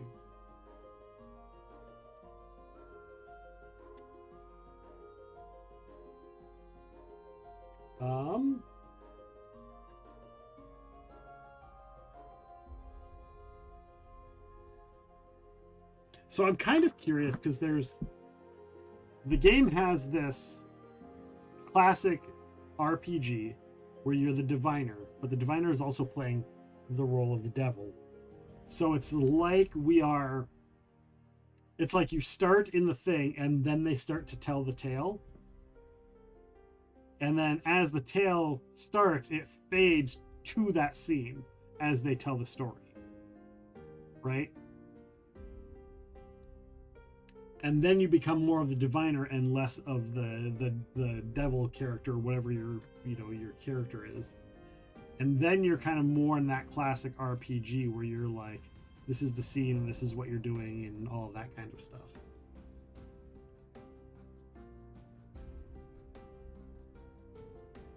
And it's less, because earlier it says try to do everything in the past tense, except for a lot of their examples, they aren't like in the past tense. I see a blinking light. Instead of I saw a blinking light on the iron fence around the property. It might be a security system, which is that kind of thinking.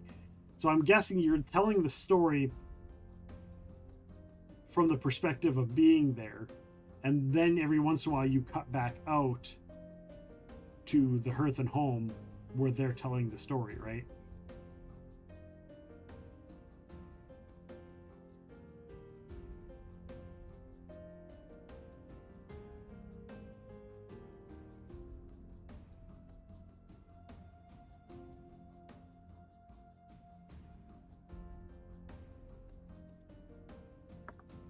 Encourage players to describe their actions in past tense.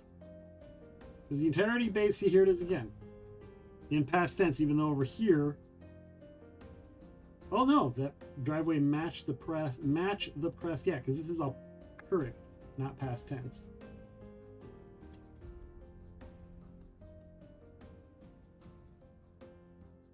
Skip the boring bits. Reward creativity. Running the play beats. It's a good time to read the play beats section. If you haven't already, in addition to information to help you, here are tips to help you manage each of the play beats. Hearth and Home. Scene is designed to introduce the dogs to each other and to you, and to ground the players in their setting. Guide the players through the questions as outlined in the play beats section. With a special focus on creating your version of the devil, everything the dogs do is in service to the one who made them. So it's important to make the devil a full character. Describe their clothing, posture, scent, and so on. Give them a unique voice if you feel comfortable doing so. And don't be afraid of props. The devil is dandy after all, and not without their own vices. Remember that this is only part of the game that is in the present tense, because it is in the now. During this phase, you and the players might also consider what you'd like the mood or emotional feel of the game to be. Alternatively, you can let the mood arise through play. Some options include the devil may be supernatural, dark, sneaky, magical, dandy, sharp, social, witty, cultured, tricksy, dog, fun, funny, focused, delighting, and protective. Allow the players to guide much of this phase, making sure that they all feel comfortable with the pack, the place, and the devil before moving on to deal with the devil. Deal with the devil. Your first task is to set up the rough outline of the soul bargain. To do this, lay 3 cards from the Diviner's deck onto the thing. We did that. If you're someone who likes to prepare in advance, you can do this before the game begins. It's not necessarily, but the cards give you everything you need to run on the fly. Once you get the hang of running the game, you might want to come up with your own card meanings and scenarios. Let's look at an example.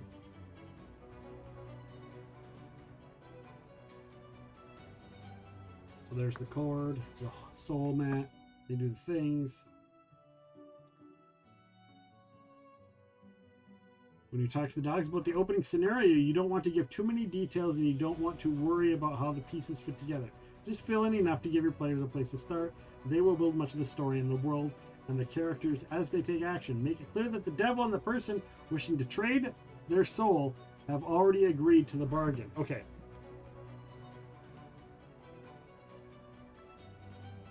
While the person could change their mind along the way, it's not the dog's job to strike the deal, just to fulfill it. Once you've laid out the deal, invite the dogs to begin telling the story of what happened when they arrived at the place. This is a great opportunity to invoke co-creation. They're building the world as they move through it. The players can describe what the person and place look like, or who or what else is there, and so on. You are responsible for creating the details of the deal and the person making it. The dogs likely have a lot of questions for the person about the deal, including their name and their story. Make the character real. Tell their story and have them explain what the deal is and why it's important to them. Sometimes this beat will be quick. The dogs will walk into a church, talk to a ghost, get the information they need, and get started. Others will be trickier. They might have to devise a plan to sneak in somewhere, deal with guards and other malicious entities, rescue the person before they can talk to them, and so on. Listen to what they pick up on and describe and use those to set the feel of the scene. This beat ends when the dog feels like they have all the information they need to take the next step. What makes a great deal? Retrieval, an important, valuable, or unique item. Find a lost object or person. Gather information, research, or knowledge. Mastery or success. Become the best or most known at something. A talented violinist, a master marathoner, fantastic lover, or famous author. Invent something incredible, own a wildly successful business, or become rich. Defeat an enemy or win a battle. Unfinished business. Reconnect with an estranged family member, send a final message or a gift to someone, etc. Protection. Heal themselves or a loved one, protect someone from something or someone that's threatening them, remove something or someone from harm. Escape from prison or evade capture, pull up a heist, rob someone or steal something valuable, solve a crime or clear someone's name, meet a soulmate or find true love. Oh, okay, there's the full, because we had the cards that had that on the back. But it was only that. And now I see it's this. which is when fate shows up.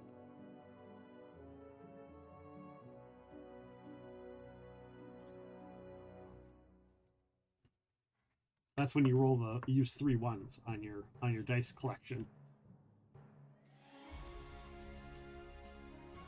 An important element of the deal is the emotion that underlies it. So I'm still trying to figure out if like the dogs do the thing. I'm understanding that like whatever the deal is, the dogs have to do the thing and then get the soul. So I'm kind of confused on some of that. An important element of the deal is the emotion that underlies attempting to contact a loved one out of a love or duty is very different from attempting to contact a loved one out of spite or revenge. Pulling off a heist in order to get filthy rich, greed, is starkly different from pulling off a heist in order to steal a drug that will save their child's life, love, or steal from the rich to give the poor, justice. Some of the best deals play out may be the small ones. There can just be as much emotional depth in the story of someone who wants to be buried with their love letters as someone who wants to rule the world. Small or not, the deal with the devil should be something akin to an impossible for the person who's attempting to do it. What's impossible for one person, of course, will not be impossible for someone else. Even small things are likely to seem impossible for those who are already dead. For example, let's just say Irene. Oh, because they might not be dead. They could just be a soul that's already gone and make a deal. Devils likely reject that bargain straight away. If Irene is dead, it's a little more interesting, but not really, especially if she just hands the dogs a letter and they are able to deliver it just directly to the daughter. But if the letter is locked in a safe at Irene's former home and the daughter was placed up for adoption when she was a baby, you have some interesting hurdles. How will the dogs get across to the safe? What if someone has moved the letter? How will they find the daughter? What if the daughter refuses to read Irene's letter? The deal isn't complete unless it fits the wording. In this case, her daughter reads a specific letter. Or what if someone else wants that letter because it's got a secret that they don't want to get out? Now you have a story that's worthy of a soul bargain. Now here's the other thing. A lot of things, it seems like the dogs give the descriptions of and tell the story. So it's finding that line of like, where does the GM tell the story and where do the dogs tell the story?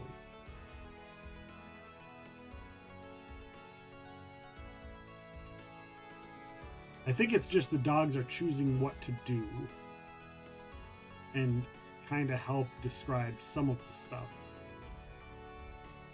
There are a few details the devil will not make. These include bringing someone back to life.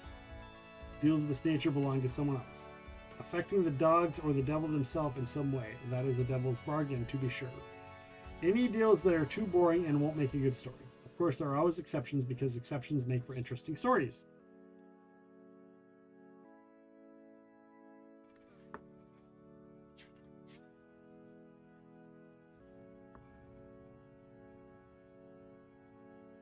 This is just more on the rolling the dice.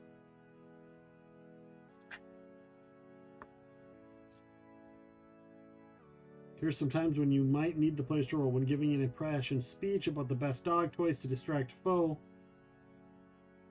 Walking to a room wearing a collar and coat designed to catch their attention with someone who has informed you need. While using a trick to travel in a shadow. Makes sense. Fate's Folly and the Devil's Door. There are 2 additional group outcomes that can happen to the scene. So this is just like a rehash of the stuff that they've already told us.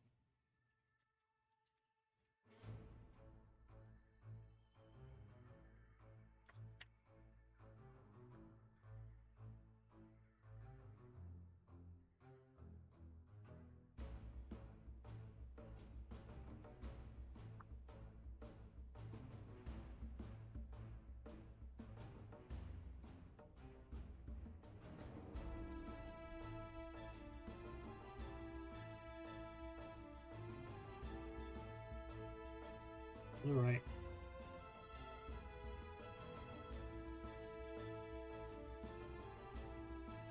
Remember that increasing difficulty doesn't necessarily mean introducing harder foes or a huge battle, although it could. Instead, it's about making it more challenging for the dogs to fetch the soul. A twist should also feel connected to the story so far. Some ideas to think about. The original deal maker returns saying that they've changed their mind. A necessary item that... Oh, shit! I thought you were going to sleep! I thought you were going to take your final nap. Well, I just threw out my back. It jumped so hard my freaking headset came flying off. I'm going to take a drink on that one. Holy crap.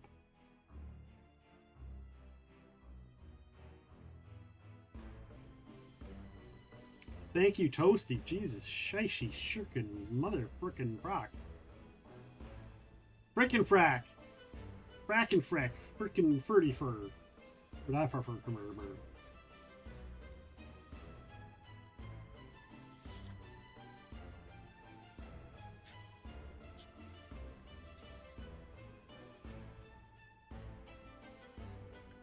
All right. So, what do you guys think? What do you guys think of the game?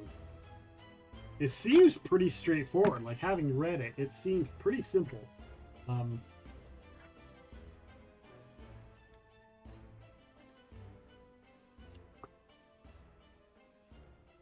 So these are temptations. No. Yeah, these are temptation cards. So if they fail, get that. And then the trick cards. So these are, a lot of these are, so this is the pact of the pack cards. This is the trick card, so these are all the tricks that are available, and they make blank, so we can make up our own tricks if we'd like.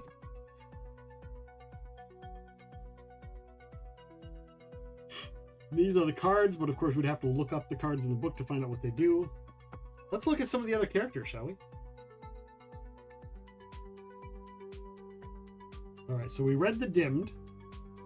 Here's the dreamed. We'll do the dreamed now. So the role of the dream. Are you real, or are you the daydream of some otherworldly being? You are never sure.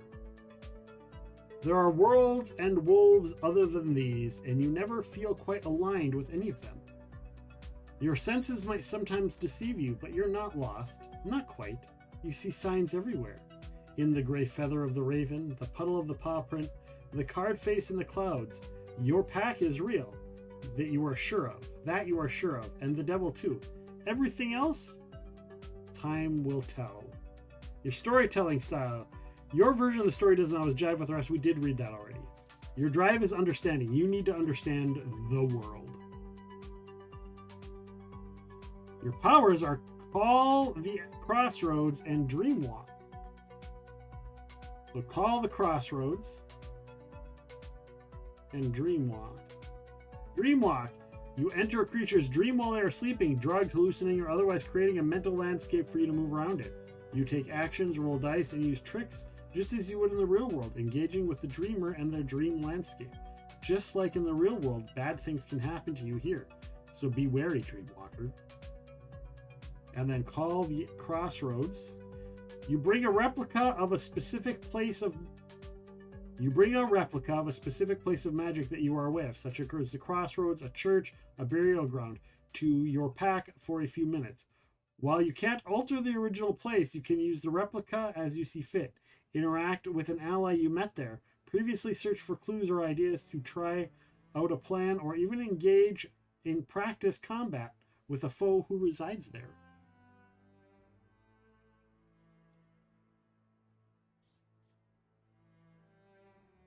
Thank you, Toasty, for my final nap jump scare.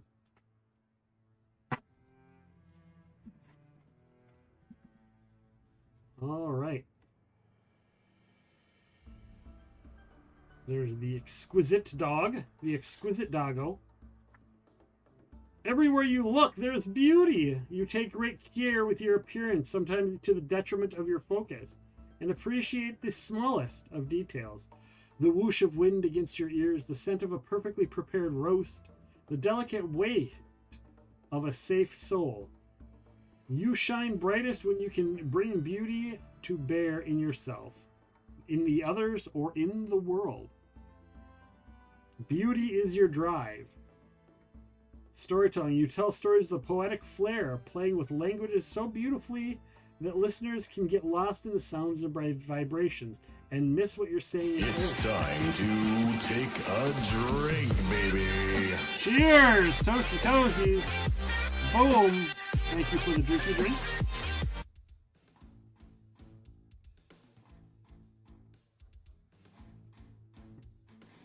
having some rum, some mint simple syrup, some raspberry simple syrup, and a little sparkling water.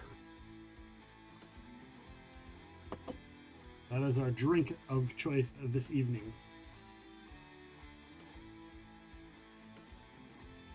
All right, so that's kind of an idea of the characters.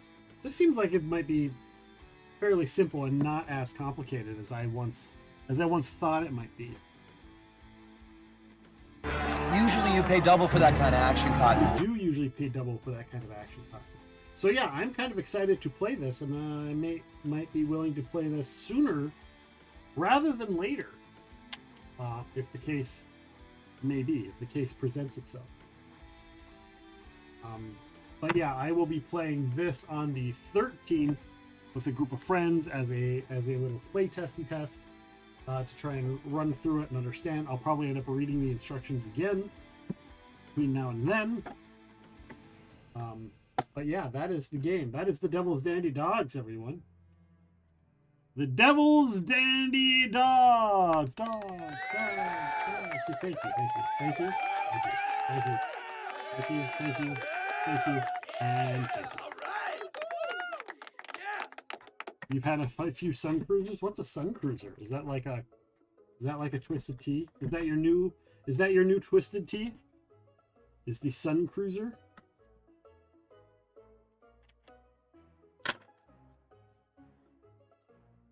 All right. And these go in like this. And that goes there like a that.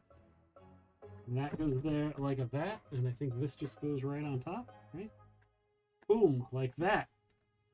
And that is the Devil's Dandy Dogs. It's a very good, very strong narrative style RPG sort of game. It's vodka instead of malt liquor, and they're unsweetened. Okay. Is that a good thing? I'm not sure if that's a good thing or not a good thing. Maybe a good thing. Maybe not a good thing. I don't know. I don't know. Don't know, my friend. I don't know. All right, guys. I do want to let you know that tomorrow we're going to be doing some video gaming tomorrow. Friday, we're playing Repo with the Be Kinder stream team. So if you want to join me and hang out on Friday, that'll be at about noon Central, maybe 11 a.m. Central. We're going to be playing some Repo. If you don't know Repo, it is a shenanigans game. Of course, I believe September is going to be starting here pretty soon. And I've been told that it actually starts on Friday. I don't know for a fact. I haven't looked. I'm just going off of what I've seen. But any kind of raids, any kind of bits, any kind of subs, those will directly make bad guys spawn and make bad stuff happen in the game for all of us playing. There will be shared hype trains and all that kind of stuff. So make sure to come and join us on Friday. Tomorrow we're going to be playing video games. I think I'm just going to do Palia tomorrow. It's either going to be Palia or Minecraft. I'm pretty sure I'll be doing one of those two tomorrow. So feel free to come and join me for that, for some chill gaming and chitter chatter as well. So I appreciate you guys for being here, learning the Devil's Dandy Dogs. If you liked hanging out and doing this, let me know, because I can do more of this stuff where we read through role-playing systems, role-playing games, and we read stuff and do stuff and chat about things. We can do that. We can do more of that. That is perfectly okay by me to do, for which more of that. I do want to let you guys know that next week is the Stolen Souls. So next Wednesday, Tabletop Role-Playing, Stolen Souls campaign, followed by the Claimer's Conquest, and then Old School 3. That's our kind of week after week. Monday, we're going to be joined by the one and only Rosemary Jones. She does a lot of Arkham horror books. If you like Cthulhu type stuff, she does that. She's also a D&D writer, wrote for the Forgotten Realms, has all kinds of other books. Rosemary Jones is going to be joining us on Monday for the Epic Realms podcast. You definitely want to come and join us for that. Trying to get a Discord movie night cocktails with secret going. We'll text you when we get that ironed out. Yeah, let me know. Or put, like, if there's a conversation, make a group chat for that. I'm in. Discord movie night. Let's do it. What kind of movie are we thinking? I have a feeling that we all have different tastes in movies, and that might not work out. that is my thought on that. My thoughts. But yeah, let me know. Keep me plugged in on that. With that being said, guys, we're gonna raid on out. Here's my raid messages. If you want to copy and paste those, the first one is for subs, the second one is for non-subs. Come along with me on a raid. We're gonna raid our friend. We haven't raided him in a super long time. I feel bad for it. We're gonna go raid our friend Science. Science is celebrating 1 year as a Twitch ambassador. We're gonna go and give him some love. He is chatting. I think they're chatting about Darwin really liked barnacles is what's up. He's joined by Helen Anderson. I don't know what their conversation is about. Science, I'm sure. Science, technology, all kinds of stuff. Guys, come and join me. Come and hang out. That is not what I wanted to do, but you can copy and paste those. Again, apparently that came in. We're going to do it this way. There we go. There's the raid. Science Streams. Come and join us for the raid to our friend, the one and only Science, as he talks about science. With that being said, again, guys, we'll be back tomorrow at about noon Central. Thank you so much for being here. Go and check out. If you don't have the game, go and get it. Go and get it. Go and get the Devil's Dandy Dogs. Because I will be playing this with the community, so you might want to get your own set of rules as well. Maybe get some of your own dice. The Devil's Dandy Dogs. Go and get it. Check it out. Thank you to Shina Germain for suggesting it to me. I look forward to it. We're going to find out who the bestest of best dogs are. Thank you, guys. Take care. Good night, and we'll see you tomorrow right here on Epic Realms.